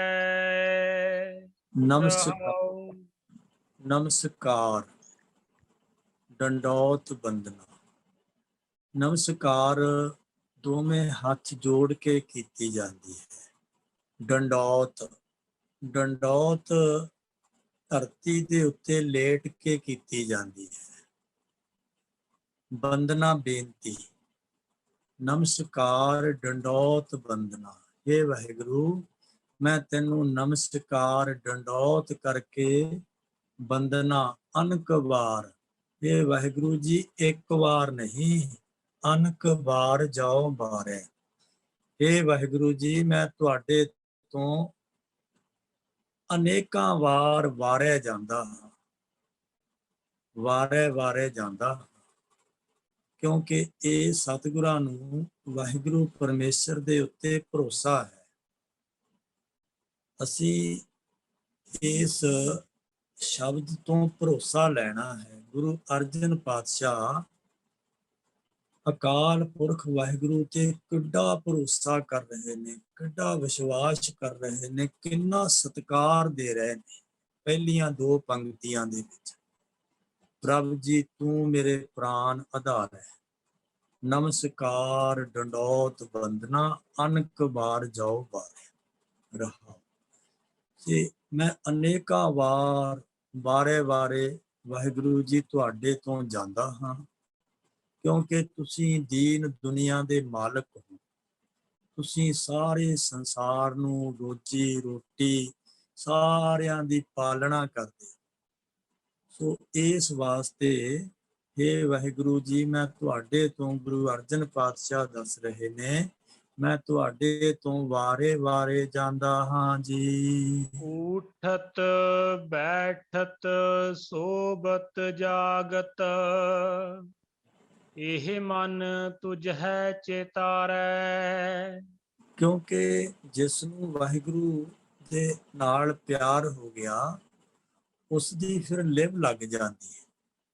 ਜਦੋਂ ਲਿਵ ਲੱਗ ਗਈ, ਫਿਰ ਵਾਹਿਗੁਰੂ ਪਰਮੇਸ਼ਰ ਦੇ ਉੱਤੇ ਐਸਾ ਭਰੋਸਾ ਵੱਧ ਜਾਂਦਾ ਹੈ, ਐਸਾ ਵਿਸ਼ਵਾਸ ਹੋ ਜਾਂਦਾ ਹੈ, ਉਹ ਹਰ ਟਾਈਮ ਉਸ ਦੀ ਯਾਦ ਹਿਰਦੇ ਦੇ ਵਿੱਚ ਵਸ ਜਾਂਦੀ ਹੈ। ਸੋ ਉਸੇ ਯਾਦ ਨੂੰ ਸਤਿਗੁਰੂ ਜੀ ਕਿਵੇਂ ਬਿਆਨ ਕਰ ਰਹੇ ਨੇ? ਊਠਤ, हे ਵਾਹਿਗੁਰੂ ਜੀ, ਉੱਠਣ ਵੇਲੇ, ਬੈਠਤ ਬੈਠਣ ਵੇਲੇ, ਸੋਵਤ ਸੌਣ ਵੇਲੇ, ਜਾਗਤ ਜਾਗਣ ਵੇਲੇ। हे ਵਾਹਿਗੁਰੂ, ਤੁਹਾਡੀ ਯਾਦ ਮੇਰੇ ਹਿਰਦੇ ਵਿੱਚ ਐਸੀ ਵਸ ਗਈ ਹੈ, ਮੈਂ ਉੱਠਣ ਲੱਗਿਆ, ਬੈਠਣ ਲੱਗਿਆ, ਸੋਵਣ ਲੱਗਿਆ, ਜਾਵਤ ਲੱਗਿਆ, ਜਾਗਣ ਲੱਗਿਆ, ਇਹ ਮਨ ਤੁਝ ਹੈ ਚਿਤਾਰੈ। ਇਹ ਮਨ ਤੁਝ ਹੈ ਚਿਤਾਰੈ। ਚਿਤਾਰੇ ਦਾ ਅਰਥ ਹੁੰਦਾ ਚੇਤੇ ਕਰਨਾ, ਸਿਮਰਨ ਕਰਨਾ। ਇਹ ਵਾਹਿਗੁਰੂ, ਤੁਹਾਡੇ ਨਾਲ ਇੰਨੀ ਪਿਆਰ ਹੋ ਗਿਆ ਹੈ, ਐਡੀ ਤੁਹਾਡੇ ਤੇ ਮੈਨੂੰ ਭਰੋਸਾ ਹੈ, ਵਿਸ਼ਵਾਸ ਹੈ, ਤੁਹਾਡੀ ਯਾਦ ਹਿਰਦੇ ਵਿੱਚ ਵਸੀ ਹੈ, ਇੱਕ ਵੀ ਸਕਿੰਟ ਤੁਹਾਡੀ ਯਾਦ ਵਿਸਰਦੀ ਨਹੀਂ। ਊਠਤ ਬੈਠਤ ਸੋਵਤ ਜਾਗਤ, ਇਹ ਮਨ ਤੁਝੇ ਚਿਤਾਰੇ। हे ਵਾਹਿਗੁਰੂ, ਮੈਨੂੰ 24 ਘੰਟੇ ਹੀ ਤੁਹਾਡੀ ਯਾਦ ਆਉਂਦੀ ਰਹਿੰਦੀ ਹੈ ਜੀ। ਸੂਖ ਦੁਖ ਇਸ ਮਨ ਕੀ ਬਿਰਥਾ, ਤੁਝ ਹੀ ਆਗੈ ਸਾਰੈ। ਸੁਖ ਦੁਖ ਇਸ ਮਨ ਕੀ ਬਿਰਥਾ। ਪਰ ਅਸੀਂ ਕਲਯੁਗੀ ਜੀਵ ਹਾਂ। ਇੱਕ ਪਾਸੇ ਗੁਰੂ ਅਰਜਨ ਪਾਤਸ਼ਾਹ ਨੇ, ਜਦੋਂ ਸਾਨੂੰ ਸੁਖ ਆ ਜਾਵੇ ਨਾ, ਫਿਰ ਅਸੀਂ ਪਰਮੇਸ਼ਰ ਨੂੰ ਭੁੱਲ ਜਾਂਦੇ ਹਾਂ। ਜਦੋਂ ਦੁੱਖ ਆ ਜਾਵੇ, ਉਦੋਂ ਅਸੀਂ ਪਰਮੇਸ਼ਰ ਨੂੰ ਫਿਰ ਯਾਦ ਕਰਦੇ ਹਾਂ, ਫਿਰ ਅਰਦਾਸਾਂ ਕਰਦੇ ਹਾਂ, ਫਿਰ ਪਾਠ ਕਰਦੇ ਹਾਂ, ਫਿਰ ਸੁਖਮਨੀ ਸਾਹਿਬ ਕਰਦੇ ਹਾਂ, ਫਿਰ ਅਸੀਂ ਦੁਆਵਾਂ ਕਰਦੇ ਹਾਂ ਕਿ ਸਾਨੂੰ ਇਸ ਦੁੱਖ ਤੋਂ ਬਚਾਓ। ਪਰ ਸੁੱਖ ਵੇਲੇ ਵਾਹਿਗੁਰੂ ਪਰਮੇਸ਼ਰ ਨੂੰ ਭੁਲਾ ਦਿੰਦੇ ਹਾਂ। ਗੁਰੂ ਪਾਤਸ਼ਾਹ ਇਸ ਪੰਕਤੀ ਦੇ ਵਿੱਚ ਦੱਸ ਰਹੇ ਨੇ ਕਿ ਸੁਖ ਦੁਖ ਇਸ ਮਨ ਕੀ ਬਿਰਥਾ। ਕਿ ਵਾਹਿਗੁਰੂ, ਚਾਹੇ ਸੁਖ ਹੈ ਚਾਹੇ ਦੁੱਖ ਹੈ, ਇਸ ਮਨ ਦੀ ਕੋਈ ਵੀ ਅਵਸਥਾ ਹੈ, ਭਾਵੇਂ ਸੁੱਖਾਂ ਦੀ ਅਵਸਥਾ ਹੈ, ਭਾਵੇਂ ਦੁੱਖਾਂ ਦੀ ਅਵਸਥਾ ਹੈ, ਤੁਝ ਹੀ ਆਗੈ ਸਾਰੇ। ਭਾਵੇਂ ਸੁੱਖ ਹੋਣ ਉਹ ਵੀ ਮੈਂ ਆਪ ਜੀ ਅੱਗੇ ਦੱਸਦਾ ਹਾਂ, ਭਾਵੇਂ ਦੁੱਖ ਹੋਣ ਉਹ ਵੀ ਮੈਂ ਆਪ ਜੀ ਨੂੰ ਦੱਸਦਾ ਹਾਂ। ਇਹ ਵਾਹਿਗੁਰੂ, ਮੈਂ ਆਪਣੇ ਸਾਰੇ ਹੀ ਦੁੱਖ ਸੁੱਖ ਆਪ ਜੀ ਨਾਲ ਸਾਂਝੇ ਕਰਦਾ ਹਾਂ ਜੀ। ਤੂੰ ਮੇਰੀ ਓਟ, ਬਲ ਬੁੱਧ ਧਨ ਤੁਮ ਹੀ, ਤੁਮ ਹੈ ਮੇਰੇ ਪਰਵਾਰੈ। ਤੇਰੀ ਤੂੰ ਮੇਰੀ ਓਟ। ਇਹ ਵਾਹਿਗੁਰੂ, ਮੇਰੀ ਓਟ ਹੁੰਦੀ ਆ ਆਸਰਾ। ਇਹ ਮੇਰੇ ਵਾਹਿਗੁਰੂ, ਮੈਨੂੰ ਤੇਰਾ ਹੀ ਆਸਰਾ ਹੈ, ਤੇਰਾ ਹੀ ਸਹਾਰਾ ਹੈ। ਤੂੰ ਮੇਰੀ ਓਟ। ਕਿਉਂਕਿ ਅਸੀਂ ਜਿੰਨੇ ਕਲਯੁਗੀ ਜੀਵ ਹਾਂ, ਅਸੀਂ ਕਿਸੇ ਨਾ ਕਿਸੇ ਦਾ ਸਹਾਰਾ ਤੱਕ ਲੈਂਦੇ ਹਾਂ। ਅਸੀਂ ਕਿਸੇ ਨਾ ਕਿਸੇ ਦਾ ਸਹਾਰਾ ਭਾਲਦੇ ਹੀ ਹਾਂ ਕਿ ਸਾਨੂੰ ਉਸ ਦਾ ਸਹਾਰਾ ਮਿਲ ਜਾਵੇ, ਸਾਨੂੰ ਉਸ ਦਾ ਆਸਰਾ ਮਿਲ ਜਾਵੇ।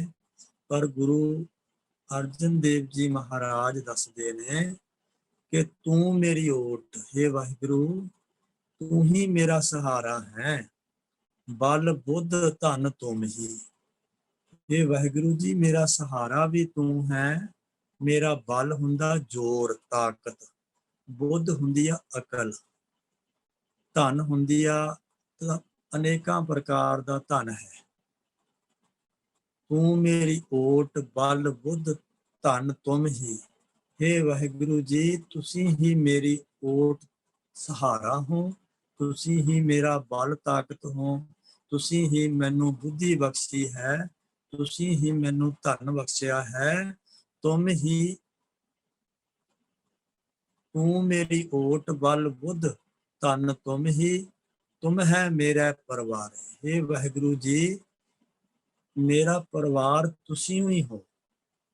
ਕਿਉਂਕਿ ਇਹ ਜੋ ਪੰਕਤੀ ਹੈ, ਤੁਮ ਹੈ ਮੇਰਾ ਪਰਿਵਾਰ ਹੈ, ਇਹ ਵੱਡੀ ਉੱਚੀ ਅਵਸਥਾ ਦੀ ਪੰਕਤੀ ਹੈ। ਇਸ ਨੂੰ ਬੜੇ ਧਿਆਨ ਨਾਲ ਸਮਝਣਾ ਪਵੇਗਾ। ਕੀ ਹੈ ਇਸ ਵਿੱਚ? ਤੁਮ ਹੈ ਮੇਰਾ ਪਰਿਵਾਰ ਹੈ। ਸਤਿਗੁਰੂ ਜੀ ਕਹਿੰਦੇ, हे ਵਾਹਿਗੁਰੂ ਜੀ, ਤੁਸੀਂ ਹੀ ਮੇਰਾ ਪਰਿਵਾਰ ਹੋ। ਜਦੋਂ ਇਹ ਅਵਸਥਾ ਆਉਂਦੀ ਹੈ ਨਾ, ਫਿਰ ਸਾਰਿਆਂ ਦੇ ਵਿੱਚ ਵਾਹਿਗੁਰੂ ਦਿਖਾਈ ਦਿੰਦਾ ਹੈ। ਫਿਰ ਵਾਹਿਗੁਰੂ, ਉਹ ਪਰਿਵਾਰ ਆਪਣਾ ਪਰਿਵਾਰ ਨਹੀਂ ਲੱਗਦਾ, ਫਿਰ ਉਹ ਵਾਹਿਗੁਰੂ ਹੀ ਪਰਿਵਾਰ ਲੱਗਦਾ ਹੈ। ਸਾਰੇ ਪਰਿਵਾਰ ਵਿੱਚ ਵਾਹਿਗੁਰੂ ਹੀ ਦਿਖਾਈ ਦਿੰਦਾ ਹੈ। ਤੂੰ ਮੇਰੀ ਓਟ, ਬਲ ਬੁੱਧ ਧਨ ਤੁਮ ਹੀ, ਤੁਮ ਹੈ ਮੇਰਾ ਪਰਿਵਾਰ। हे ਵਾਹਿਗੁਰੂ ਜੀ, ਤੁਸੀਂ ਹੀ ਮੇਰਾ ਓਟ, ਆਸਰਾ, ਸਹਾਰਾ, ਬਲ ਬੁੱਧ ਤੇ ਆਪ ਹੀ ਮੇਰਾ ਪਰਿਵਾਰ ਹੋ ਜੀ। ਜੋ ਤੁਮ ਕਰਹੁ ਸੋਈ ਭਲ ਹਮਰੈ, ਦੇਖ ਨਾਨਕ ਸੁਖ ਚਰਨਾਰੈ। ਜੋ ਤੁਮ ਕਰਹੁ ਸੋਈ ਭਲ ਹਮਰੈ। ਦੇਖੋ, ਇਹ ਵਿਸ਼ਵਾਸ ਹੈ, ਇਹ ਭਰੋਸਾ ਹੈ, ਇਹ ਸ਼ਰਧਾ ਹੈ। ਜੋ ਤੁਮ ਕਰਹੁ ਸੋਈ ਭਲ ਹਮਰੈ। हे ਵਾਹਿਗੁਰੂ ਜੀ, हे ਪ੍ਰਭੂ ਜੀ, ਜੋ ਤੁਸੀਂ ਕਰਦੇ ਹੋ, ਜੋ ਤੁਮ ਕਰਹੁ ਸੋਈ ਭਲ ਹਮਰੈ। हे ਵਾਹਿਗੁਰੂ ਜੀ, ਜੋ ਤੁਸੀਂ ਕਰਦੇ ਹੋ ਉਸ ਦੇ ਵਿੱਚ ਹੀ ਮੇਰਾ ਭਲਾ ਹੈ। ਸੋ ਭਲ ਹਮਰੈ, ਉਸ ਦੇ ਵਿੱਚ ਹੀ ਮੇਰਾ ਭਲਾ ਹੈ। ਜੋ ਆਪ ਜੀ ਕਰ ਰਹੇ ਹੋ, ਜੋ ਆਪ ਜੀ ਭਾਣੇ ਵਰਤਾ ਰਹੇ ਹੋ, ਜੋ ਖੇਡਾਂ ਖੇਡ ਰਹੇ ਹੋ, ਉਸ ਦੇ ਵਿੱਚ ਹੀ ਮੇਰਾ ਭਲਾ ਹੈ। ਅਸੀਂ ਕਲਯੁਗ ਦੇ ਜੀਵ ਹਾਂ, ਅਸੀਂ ਸਦਾ ਸੁਖ ਲੈਣਾ ਚਾਹੁੰਦੇ ਹਾਂ, ਸੁਖੀ ਰਹਿਣਾ ਚਾਹੁੰਦੇ ਹਾਂ। ਦੁੱਖ ਨੂੰ ਅਸੀਂ ਕਦੇ ਵੀ ਸਹਾਰਨਾ ਨਹੀਂ ਚਾਹੁੰਦੇ। ਦੁੱਖ ਸਾਡੇ ਘਰੇ ਨਾ ਆਵੇ, ਦੁੱਖ ਸਾਡੇ ਦਰਵਾਜ਼ੇ ਤੋਂ ਬਾਹਰ ਹੀ ਰਵੇ। ਅਸੀਂ ਸੁੱਖ ਹੀ ਭਾਲਦੇ ਹਾਂ, ਅਸੀਂ ਹਰ ਵੇਲੇ ਸੁੱਖ ਹੀ ਸੁੱਖ ਮੰਗਦੇ ਹਾਂ, ਧਨ ਦੌਲਤ ਹੀ ਮੰਗਦੇ ਹਾਂ। ਪਰ ਗੁਰੂ ਅਰਜਨ ਦੇਵ ਜੀ ਮਹਾਰਾਜ ਦੱਸ ਰਹੇ ਨੇ, ਜੋ ਤੁਮ ਕਰਹੁ ਸੋਈ ਭਲ ਹਮਰੈ। हे ਵਾਹਿਗੁਰੂ ਜੀ, ਜੋ ਤੁਸੀਂ ਕਰ ਰਹੇ ਹੋ ਉਸ ਦੇ ਵਿੱਚ ਹੀ ਮੇਰਾ ਭਲਾ ਹੈ। ਤੁਸੀਂ ਸਦਾ ਹੀ ਮੇਰਾ ਭਲਾ ਕਰਦੇ ਹੋ। ਪੇਖ ਨਾਨਕ ਸੁਖ ਚਰਨਾਰੇ। ਤੇ ਗੁਰੂ ਅਰਜਨ ਦੇਵ ਜੀ ਮਹਾਰਾਜ ਦੱਸ ਰਹੇ ਨੇ, ਪੇਖ ਦੇਖ, ਪੇਖ ਕੇ ਮਤਲਬ ਦਰਸ਼ਨ ਕਰਕੇ, ਪੇਖ ਨਾਨਕ ਸੁਖ ਚਰਨਾਰੇ। ਇਹ ਵਾਹਿਗੁਰੂ ਜੀ, ਮੈਂ ਤੁਹਾਡੇ ਚਰਨਾਂ ਦੇ ਦਰਸ਼ਨ ਕਰਕੇ ਸੁਖ ਲੈ ਰਿਹਾ ਹਾਂ। ਪੇਖ ਨਾਨਕ ਸੁਖ ਚਰਨਾਰੇ। ਕਿ ਗੁਰੂ ਸਾਹਿਬ ਜੀ ਉਸ ਪਰਮਾਤਮਾ ਦੀ ਐਡੀ ਉਸਤਤੀ ਕਰ ਰਹੇ ਨੇ, ਇੰਨੀ ਮਹਿਮਾ ਕਰ ਰਹੇ ਨੇ, ਜੋ ਅਸੀਂ ਪੂਰੇ ਸ਼ਲੋਕ ਦੇ ਵਿੱਚ ਸਰਵਣ ਕਰੀ ਹੈ। ਜੋ ਤੁਮ ਕਰੋ ਸੋਈ ਭਲ ਹਮਰੈ, ਪੇਖ ਨਾਨਕ ਸੁਖ ਚਰਨਾਰੇ। ਇਹ ਵਾਹਿਗੁਰੂ ਜੀ, ਤੁਸੀਂ ਜੋ ਕਰਦੇ ਹੋ ਆਪਣੇ ਭਾਣੇ ਵਿੱਚ ਸਭ ਮੇਰਾ ਭਲਾ ਹੀ ਕਰਦੇ ਹੋ, ਤੇ ਮੈਂ ਆਪ ਜੀ ਦੇ ਚਰਨਾਂ ਦੇ ਵਿੱਚੋਂ ਸਭ ਸੁੱਖ ਲੈ ਰਿਹਾ ਹਾਂ। ਸੋ ਇਹ ਗੁਰੂ ਅਰਜਨ ਦੇਵ ਜੀ ਦਾ ਉਚਾਰਿਆ ਹੋਇਆ ਪਾਵਨ ਪਵਿੱਤਰ ਸ਼ਬਦ, ਜੋ 820 ਅੰਗ ਤੇ ਦਰਜ ਹੈ ਸ੍ਰੀ ਗੁਰੂ ਗ੍ਰੰਥ ਸਾਹਿਬ ਜੀ ਦੀ ਪਵਿੱਤਰ ਬਾਣੀ ਦੇ ਵਿੱਚ। ਸੋ ਅਸੀਂ ਇਸ ਸ਼ਬਦ ਤੋਂ ਸਿੱਖਿਆ ਕੀ ਲੈਣੀ ਹੈ?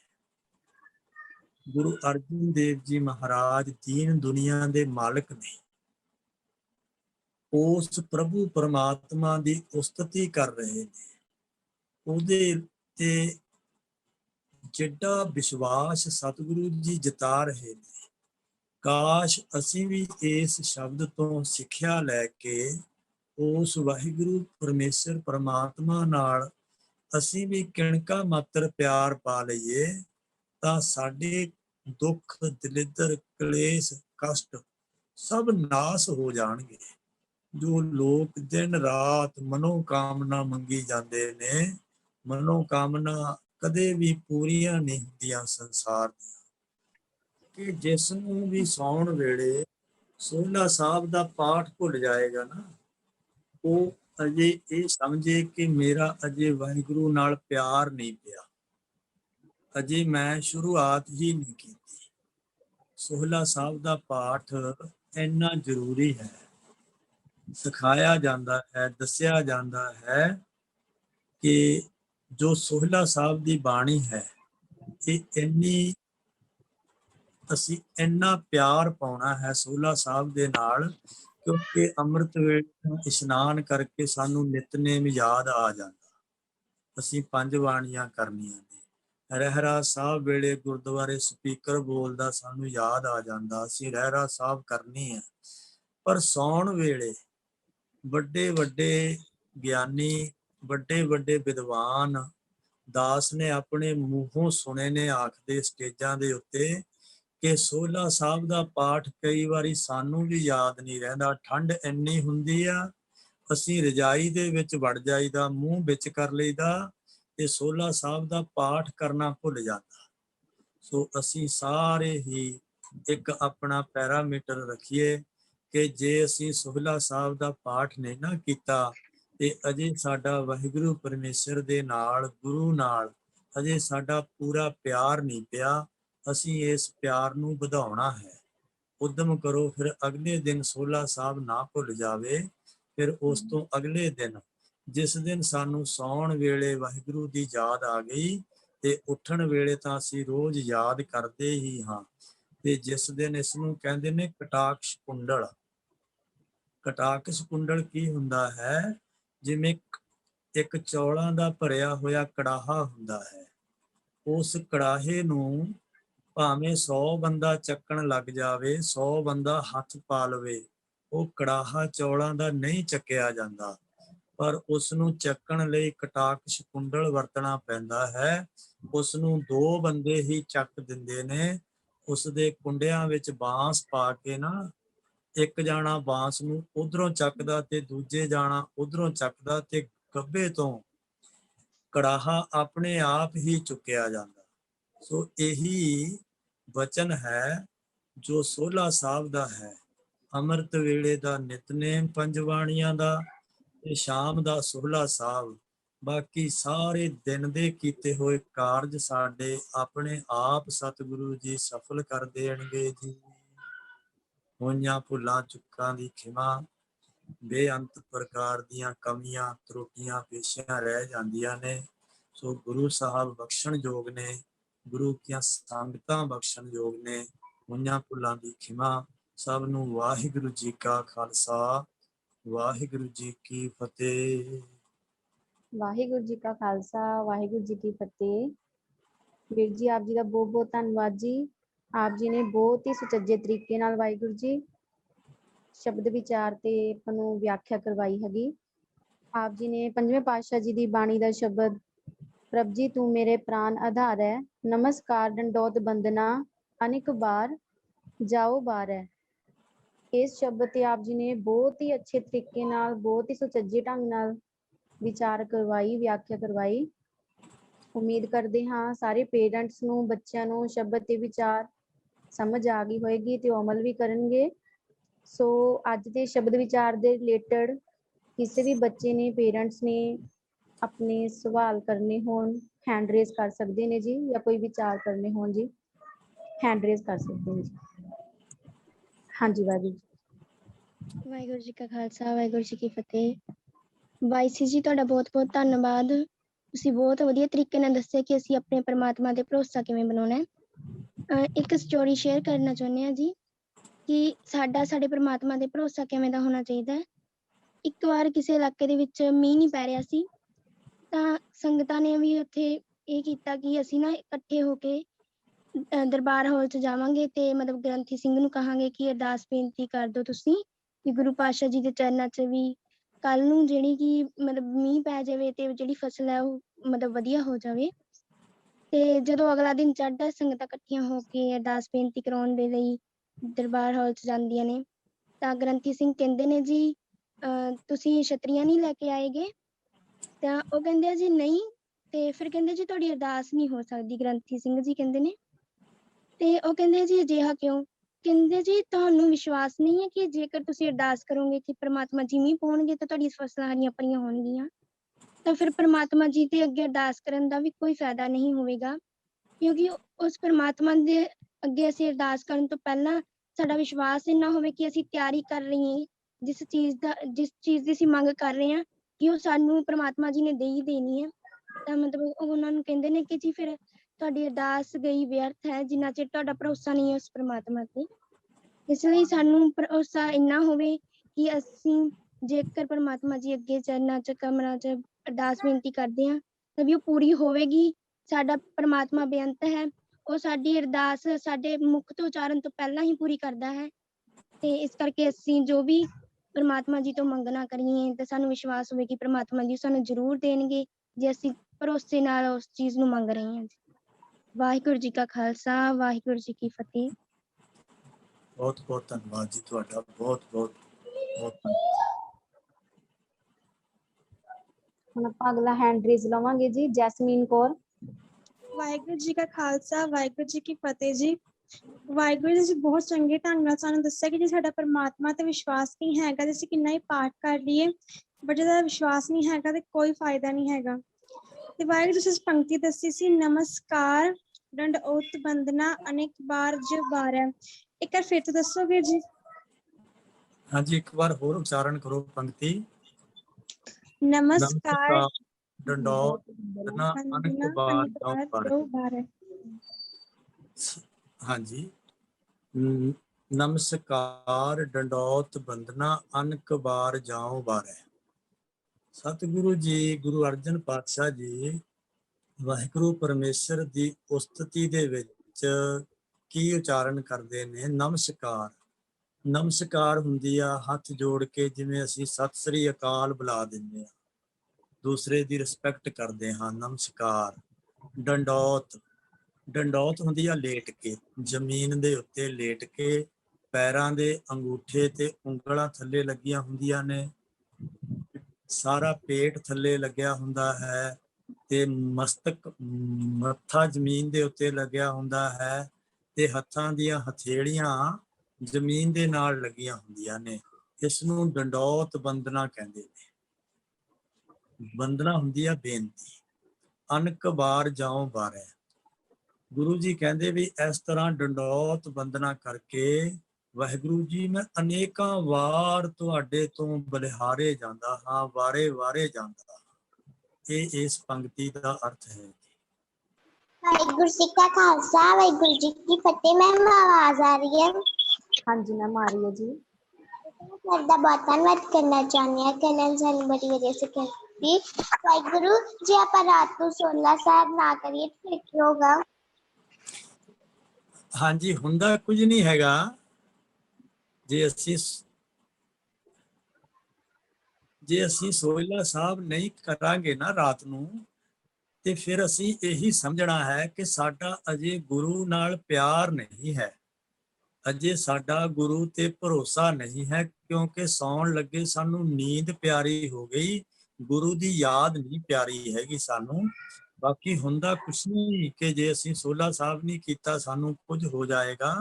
ਉਹ ਇੱਕ ਪ੍ਰਮਾਣ ਹੈ, ਉਹ ਇਹ ਗੱਲ ਹੈ ਕਿ ਜੇ ਸਾਨੂੰ ਸੌਣ ਲੱਗੇ ਗੁਰੂ ਦੀ ਯਾਦ ਨਹੀਂ ਨਾ ਆਈ, ਤੇ ਇਹਦਾ ਮਤਲਬ ਹੈ ਸਾਡੇ ਹਿਰਦੇ ਦੇ ਵਿੱਚ ਅਜੇ ਗੁਰੂ ਦੀ ਯਾਦ ਵਸੀ ਨਹੀਂ ਹੈ। ਸੋ ਇਸ ਕਰਕੇ ਸੌਣ ਵੇਲੇ ਸੋਹਿਲਾ ਸਾਹਿਬ ਦਾ ਪਾਠ ਵਾਹਿਗੁਰੂ ਨੂੰ ਯਾਦ ਜ਼ਰੂਰ ਕਰਨਾ। ਵਾਹਿਗੁਰੂ ਜੀ ਕਾ ਖਾਲਸਾ ਵਾਹਿਗੁਰੂ ਜੀ ਕੀ ਫਤਿਹ। ਸਭ ਤੋਂ ਪਹਿਲਾਂ ਮੈਂ ਤੁਹਾਡਾ ਬਹੁਤ ਬਹੁਤ ਧੰਨਵਾਦ ਕਰਦੀ ਹਾਂ, ਸਾਨੂੰ ਬਹੁਤ ਵਧੀਆ ਸਿੱਖਿਆ ਦਿੱਤੀ। ਵਾਹਿਗੁਰੂ ਜੀ ਜਿਹੜੇ ਤੁਸੀਂ ਬੋਲਿਆ ਸੀ ਪ੍ਰਭ ਜੀ ਤੂੰ ਮੇਰੇ ਪ੍ਰਾਣ ਆਧਾਰੇ, ਇਹਦਾ ਦੁਬਾਰਾ ਅਰਥ ਕਰੋ। ਹਾਂਜੀ, ਪਹਿਲੀ ਪੰਕਤੀ ਹੋਈ ਹੈ ਪ੍ਰਭ ਜੀ ਤੂੰ ਮੇਰੇ ਪ੍ਰਾਣ ਆਧਾਰ ਹੈ। ਗੁਰੂ ਅਰਜਨ ਦੇਵ ਜੀ ਮਹਾਰਾਜ ਇਸ ਸ਼ਬਦ ਦੇ ਵਿੱਚ ਉਸ ਵਾਹਿਗੁਰੂ ਪਰਮੇਸ਼ਰ ਨੂੰ ਪ੍ਰਭ ਜੀ ਕਹਿ ਰਹੇ ਨੇ। हे ਪ੍ਰਭੂ ਜੀ ਤੂੰ ਮੇਰੇ ਪ੍ਰਾਣ ਆਧਾਰ ਹੈ। हे ਵਾਹਿਗੁਰੂ ਜੀ ਤੂੰ ਮੇਰੇ ਜੋ ਸਵਾਸ ਨੇ ਨਾ, ਜੋ ਮੇਰੇ ਸੁਹਾਸ ਨੇ, ਜੋ ਮੇਰੇ ਸਵਾਸ ਅੰਦਰੋਂ ਸਵਾਸ ਚੱਲ ਰਹੇ ਨੇ, ਆਪਣੇ ਵੀ ਸਭ ਦੇ ਸਵਾਸ, ਇਹ ਪ੍ਰਭ ਜੀ ਤੂੰ ਮੇਰੇ ਪ੍ਰਾਣ ਆਧਾਰ ਹੈ, ਤੂੰ ਮੇਰੇ ਪ੍ਰਾਣਾਂ ਦਾ ਸਹਾਰਾ ਹੈ। ਵਾਹਿਗੁਰੂ ਜੀ ਤੇਰੇ ਆਸਰੇ ਨਾਲ ਮੇਰੇ ਪ੍ਰਾਣ ਚੱਲ ਰਹੇ ਨੇ। ਭਾਵੇਂ ਦੀਨ ਦੁਨੀਆ ਦੇ ਮਾਲਕ ਨੇ ਸਤਿਗੁਰੂ ਜੀ, ਮਰਿਆ ਹੋਇਆਂ ਨੂੰ ਜਿਉਂਦੇ ਕਰਨ ਦੀ ਪਾਵਰ ਰੱਖਦੇ ਨੇ, ਪਰ ਫਿਰ ਵੀ ਨਿਮਰਤਾ ਦੇ ਵਿੱਚ ਉਸ ਵਾਹਿਗੁਰੂ ਪਰਮੇਸ਼ਰ ਦੀ ਉਸਤਤੀ ਕਰਦੇ ਨੇ, ਆਪਣੇ ਆਪ ਨੂੰ ਵੱਡਾ ਨਹੀਂ ਜਤਾਉਂਦੇ, ਉਸ ਵਾਹਿਗੁਰੂ ਪਰਮੇਸ਼ਰ ਨੂੰ ਵੱਡਾ ਦੱਸਦੇ ਨੇ ਤੇ ਉਹਨਾਂ ਦੇ ਪਿਆਰ ਦੇ ਵਿੱਚ ਇਹ ਪੰਕਤੀ ਉਚਾਰਦੇ ਨੇ, ਪ੍ਰਭ ਜੀ ਤੂੰ ਮੇਰੇ ਪ੍ਰਾਣ ਆਧਾਰ ਹੈ। ਇਹ ਵਾਹਿਗੁਰੂ ਜੀ, ਇਹ ਪ੍ਰਭੂ ਜੀ ਤੁਸੀਂ ਮੇਰੇ ਪ੍ਰਾਣਾਂ ਦਾ ਆਸਰਾ ਹੋ, ਤੁਸੀਂ ਮੇਰੇ ਪ੍ਰਾਣਾਂ ਦਾ ਸਹਾਰਾ ਹੋ ਜੀ। ਇਹ ਅਰਥ ਹੈ ਜੀ ਇਸ ਦਾ। PP number 10162 Jasmeet Kaur. ਵਾਹਿਗੁਰੂ ਜੀ ਕਾ ਖਾਲਸਾ ਵਾਹਿਗੁਰੂ ਜੀ ਕੀ ਫਤਿਹ। ਵਾਹਿਗੁਰੂ ਜੀ ਖਾਲਸਾ ਵਾਹਿਗੁਰੂ ਜੀ ਫਤਿਹ ਜੀ। ਹਾਂਜੀ ਵਾਹਿਗੁਰੂ ਜੀ, ਪਹਿਲਾਂ ਤਾਂ ਮੈਂ ਆਪ ਜੀ ਦਾ ਬਹੁਤ ਬਹੁਤ ਧੰਨਵਾਦ ਕਰਨਾ ਚਾਹੁੰਦੀ ਹਾਂ ਕਿ ਅੱਜ ਦਿਨ ਸਾਨੂੰ ਇੰਨੀ ਵਧੀਆ ਵਿਆਖਿਆ ਸੁਣਾਈਏ। ਵਾਹਿਗੁਰੂ ਜੀ, ਮੇਰਾ ਕੁਐਸਚਨ ਇਹ ਕਿ ਮੈਂ ਨਾ ਕਿਤੇ ਪੜ੍ਹਿਆ ਸੀਗਾ ਕਿ ਆਪਾਂ ਜਿਸ ਦਿਨ ਪਾਠ ਨਹੀਂ ਕਰਦੇ ਹੈਗੇ, ਮਤਲਬ ਆਪਾਂ ਮਾਰਨਿੰਗ ਟਾਈਮ ਨਿਤਨੇਮ ਵੀ ਨਹੀਂ ਕੀਤਾ, ਸਹਿਜ ਪਾਠ ਵੀ ਨਹੀਂ ਕੀਤਾ, ਰਹਿਰਸ ਵੀ ਨਹੀਂ ਕੀਤਾ, ਸੋਹਿਲਾ ਸਾਹਿਬ ਵੀ ਨਹੀਂ ਕੀਤਾ, ਤੇ ਉਸ ਦਿਨ ਸਾਨੂੰ ਇਹ ਨਹੀਂ ਸੋਚਣਾ ਚਾਹੀਦਾ ਕਿ ਮੇਰਾ ਟਾਈਮ ਨਹੀਂ ਲੱਗਿਆ ਸ਼ਾਇਦ ਮੈਂ ਤਾਂ ਨਹੀਂ ਕੀਤਾ। ਇਹ ਸੋਚਣਾ ਚਾਹੀਦਾ ਕਿ ਮੈਂ ਅੱਜ ਐਡੀ ਕਿਹੜੀ ਵੱਡੀ ਗਲਤੀ ਕਰਦੀ, ਇੰਨਾ ਵੱਡਾ ਕਿਹੜਾ ਪਾਪ ਕਰਤਾ ਕਿ ਗੁਰੂ ਸਾਹਿਬ ਜੀ ਨੇ ਮੈਨੂੰ ਆਪਣੇ ਕੋਲ ਨਹੀਂ ਬੈਠਣ ਦਿੱਤਾ। ਵਾਹਿਗੁਰੂ ਜੀ ਕੀ ਇਹ ਸੱਚ ਸਾਨੂੰ ਇਹ ਮੰਨਣਾ ਚਾਹੀਦਾ ਕਿ ਹਾਂ ਸਾਡੇ ਤੋਂ ਐਡੀ ਕਿਹੜੀ ਵੱਡੀ ਗਲਤੀ ਹੋ ਗਈ ਕਿ ਸ਼ਾਇਦ ਗੁਰੂ ਸਾਹਿਬ ਜੀ ਨੇ ਤਾਂ ਨਹੀਂ ਸਾਨੂੰ ਆਪਣੇ ਕੋਲ ਬੈਠਣ ਦਿੱਤਾ। ਦੇਖੋ, ਇਸ ਜੋ ਸਵਾਲ ਹੈ ਨਾ, ਇਸ ਦਾ ਜੋ ਜਵਾਬ ਹੈ, ਹਰ ਬੰਦਾ ਆਪਣੇ ਆਪਣੇ ਢੰਗ ਨਾਲ ਇਹਦਾ ਜਵਾਬ ਦੇ ਸਕਦਾ। ਕਿਸੇ ਬੰਦੇ ਨੂੰ ਕੋਈ ਵੀ ਕਿਸੇ ਤਰੀਕੇ ਨਾਲ ਜਵਾਬ ਦੇ ਸਕਦਾ ਇਹਦਾ। ਪਰ ਅਸੀਂ ਜੇ ਨਿਤਨੇਮ ਨਹੀਂ ਕੀਤਾ ਜਾਂ ਸਾਡੇ ਕੋਲੋਂ ਸਾਰਾ ਦਿਨ ਪਾਠ ਨਹੀਂ ਹੋਇਆ, ਚਲੋ ਕੋਈ ਵੈਸੇ ਤਾਂ ਹੁੰਦਾ ਹੀ ਨਹੀਂ ਇਸ ਤਰ੍ਹਾਂ ਦਾ ਕਿ ਗੁਰਸਿੱਖ ਨਿਤਨੇਮ ਨਾ ਕਰੇ, ਵੈਸੇ ਤਾਂ ਹੁੰਦਾ ਹੀ ਨਹੀਂ, ਪਰ ਰੀਅਰ ਕੇਸ ਕਦੇ ਇਹੋ ਜਿਹਾ ਹੋ ਜਾਂਦਾ ਹੈ ਅਚਾਨਕ, ਤੇ ਸਾਨੂੰ ਆਪਣੇ ਨਾ ਕੀਤੇ ਤੇ ਪਛਤਾਵਾ ਹੀ ਕਰਨਾ ਚਾਹੀਦਾ। ਅਗਰ ਸਾਨੂੰ ਸੱਚੇ ਦਿਲ ਤੋਂ ਪਛਤਾਵਾ ਹੋ ਗਿਆ ਨਾ ਕਿ ਅੱਜ ਮੇਰੇ ਤੋਂ ਨਿਤਨੇਮ ਨਹੀਂ ਹੋਇਆ, ਅਗਰ ਸੱਚੇ ਦਿਲ ਦੀ ਗਹਿਰਾਈ ਦੇ ਵਿੱਚੋਂ ਸਾਨੂੰ ਅਫਸੋਸ ਹੋ ਗਿਆ, ਤਾਂ ਗੁਰੂ ਸਾਹਿਬ ਫਿਰ ਸਾਡੇ ਤੇ ਮਿਹਰ ਕਰਦੇ ਨੇ। ਗੁਰੂ ਕਿਸੇ ਦੇ ਔਗਣਾਂ ਨੂੰ ਨਹੀਂ ਚਿਤਾਰਦਾ, ਪਰ ਅੱਗੇ ਵਾਸਤੇ ਅਸੀਂ ਇਹ ਆਪਣੇ ਆਪ ਨੂੰ ਪਰਨ ਕਰ ਲਈਏ, ਆਪਣੇ ਆਪ ਨੂੰ ਵੀ ਜੋ ਗਲਤੀ ਅੱਜ ਸਾਡੇ ਤੋਂ ਹੋ ਗਈ, ਗੁਰੂ ਜੀ ਅੱਜ ਸਾਨੂੰ ਤੁਸੀਂ ਬਖਸ਼ ਲਵੋ, ਮਾਫ ਕਰ ਦਵੋ। ਹਾਲਾਂਕਿ ਗੁਰੂ ਜੀ ਕੋਈ ਸਜ਼ਾ ਨਹੀਂ ਦਿੰਦੇ, ਸਾਨੂੰ ਨਿਤਨੇਮ ਨਹੀਂ ਹੋਇਆ, ਬਸ ਅਸੀਂ ਆਪਣੀ ਕਮਜ਼ੋਰੀ ਦੇਖਣੀ ਹੈ ਕਿ ਅੱਜ ਮੇਰੇ ਤੋਂ ਇਹ ਗਲਤੀ ਹੋਈ ਹੈ, ਮੈਂ ਅੱਗੇ ਤੋਂ ਕਦਾਚਿਤ ਵੀ ਐਸੀ ਗਲਤੀ ਨਹੀਂ ਕਰਨੀ। ਇਹੀ ਸਿੱਖਿਆ ਲੈਣੀ ਹੈ। ਜੇ ਕਿਸੇ ਦਿਨ ਕੋਈ ਨਾਗਾ ਪੈ ਜਾਂਦਾ ਹੈ, ਅੱਗੇ ਵਾਸਤੇ ਆਪਣਾ ਨਿਤਨੇਮ ਪਰਪੱਕ ਕਰਨਾ ਹੈ। ਹਾਂਜੀ, ਅਮਨਦੀਪ ਸਿੰਘ ਜੀ। ਵਾਹਿਗੁਰੂ ਜੀ ਕਾ ਖਾਲਸਾ, ਵਾਹਿਗੁਰੂ ਜੀ ਕੀ ਫਤਿਹ ਸਰ। ਵਾਹਿਗੁਰੂ ਜੀ ਖਾਲਸਾ, ਵਾਹਿਗੁਰੂ ਜੀ ਫਤਿਹ ਜੀ। ਮੈਮ ਮੇਰਾ ਸਵਾਲ ਸੀ ਜੀ ਕਿ ਗੁਰਬਾਣੀ ਚ ਮਹੱਲੇ ਦੇ ਨਾਲ ਘਰ ਦਿੱਤੇ ਹੁੰਦੇ ਆ, ਜਿਵੇਂ ਮਹੱਲਾ ਪੰਜਵਾਂ, ਘਰ ਪਹਿਲਾ ਜਾਂ ਘਰ ਸੱਤਵਾਂ, ਤਾਂ ਇਹ ਘਰ ਦਾ ਕੀ ਮਤਲਬ ਹੁੰਦਾ ਜੀ ਮਹੱਲੇ ਦੇ ਨਾਲ? ਜੋ ਘਰ ਹੁੰਦੇ ਨੇ ਨਾ ਜੀ, ਇਹ ਜੋ ਸ਼ਬਦ ਰਾਗੀ ਸਿੰਘ ਗਾਇਨ ਕਰਦੇ ਨੇ ਨਾ, ਇਹ ਉਹਨਾਂ ਵਾਸਤੇ ਹੁੰਦੇ ਨੇ। ਠੀਕ ਹੈ ਜੀ। ਹਾਂਜੀ, ਠੀਕ, ਧੰਨਵਾਦ ਜੀ। ਵਾਹਿਗੁਰੂ ਜੀ ਕਾ ਖਾਲਸਾ, ਵਾਹਿਗੁਰੂ ਜੀ ਕੀ ਫਤਿਹ। ਆਪ ਜੀ ਦਾ ਬਹੁਤ ਬਹੁਤ ਧੰਨਵਾਦ ਵੀਰ ਜੀ। ਆਪ ਜੀ ਨੇ ਬਹੁਤ ਹੀ ਵਧੀਆ ਤਰੀਕੇ ਨਾਲ ਆਪਾਂ ਨੂੰ ਸ਼ਬਦ ਦੀ ਵਿਚਾਰ ਕਰਵਾਈ ਜੀ। ਉਮੀਦ ਕਰਦੇ ਹਾਂ ਸਭ ਜੀ ਨੂੰ ਸ਼ਬਦ ਵਿਚਾਰ ਤੇ ਸਮਝ ਆ ਗਈ ਹੋਏਗੀ ਤੇ ਉਹ ਅਮਲ ਵੀ ਜ਼ਰੂਰ ਕਰਨਗੇ। ਤੇ ਆਪਾਂ ਅੱਜ ਦੇ ਕੈਂਪ ਦੀ ਸਮਾਪਤੀ ਕਰਦੇ ਹਾਂ ਜੀ, ਤੇ ਕੱਲ ਆਪਾਂ ਇਸੇ ਟਾਈਮ ਤੇ 4 ਤੋਂ 5 ਵਜੇ ਤੱਕ ਇਸ ਕੈਂਪ ਵਿੱਚ ਜੁੜਾਂਗੇ। ਤਾਂ ਅੱਜ ਦੀ ਸਮਾਪਤੀ ਕਰਦੇ ਹਾਂ ਜੀ। ਵਾਹਿਗੁਰੂ ਜੀ ਕਾ ਖਾਲਸਾ, ਵਾਹਿਗੁਰੂ ਜੀ ਕੀ ਫਤਿਹ।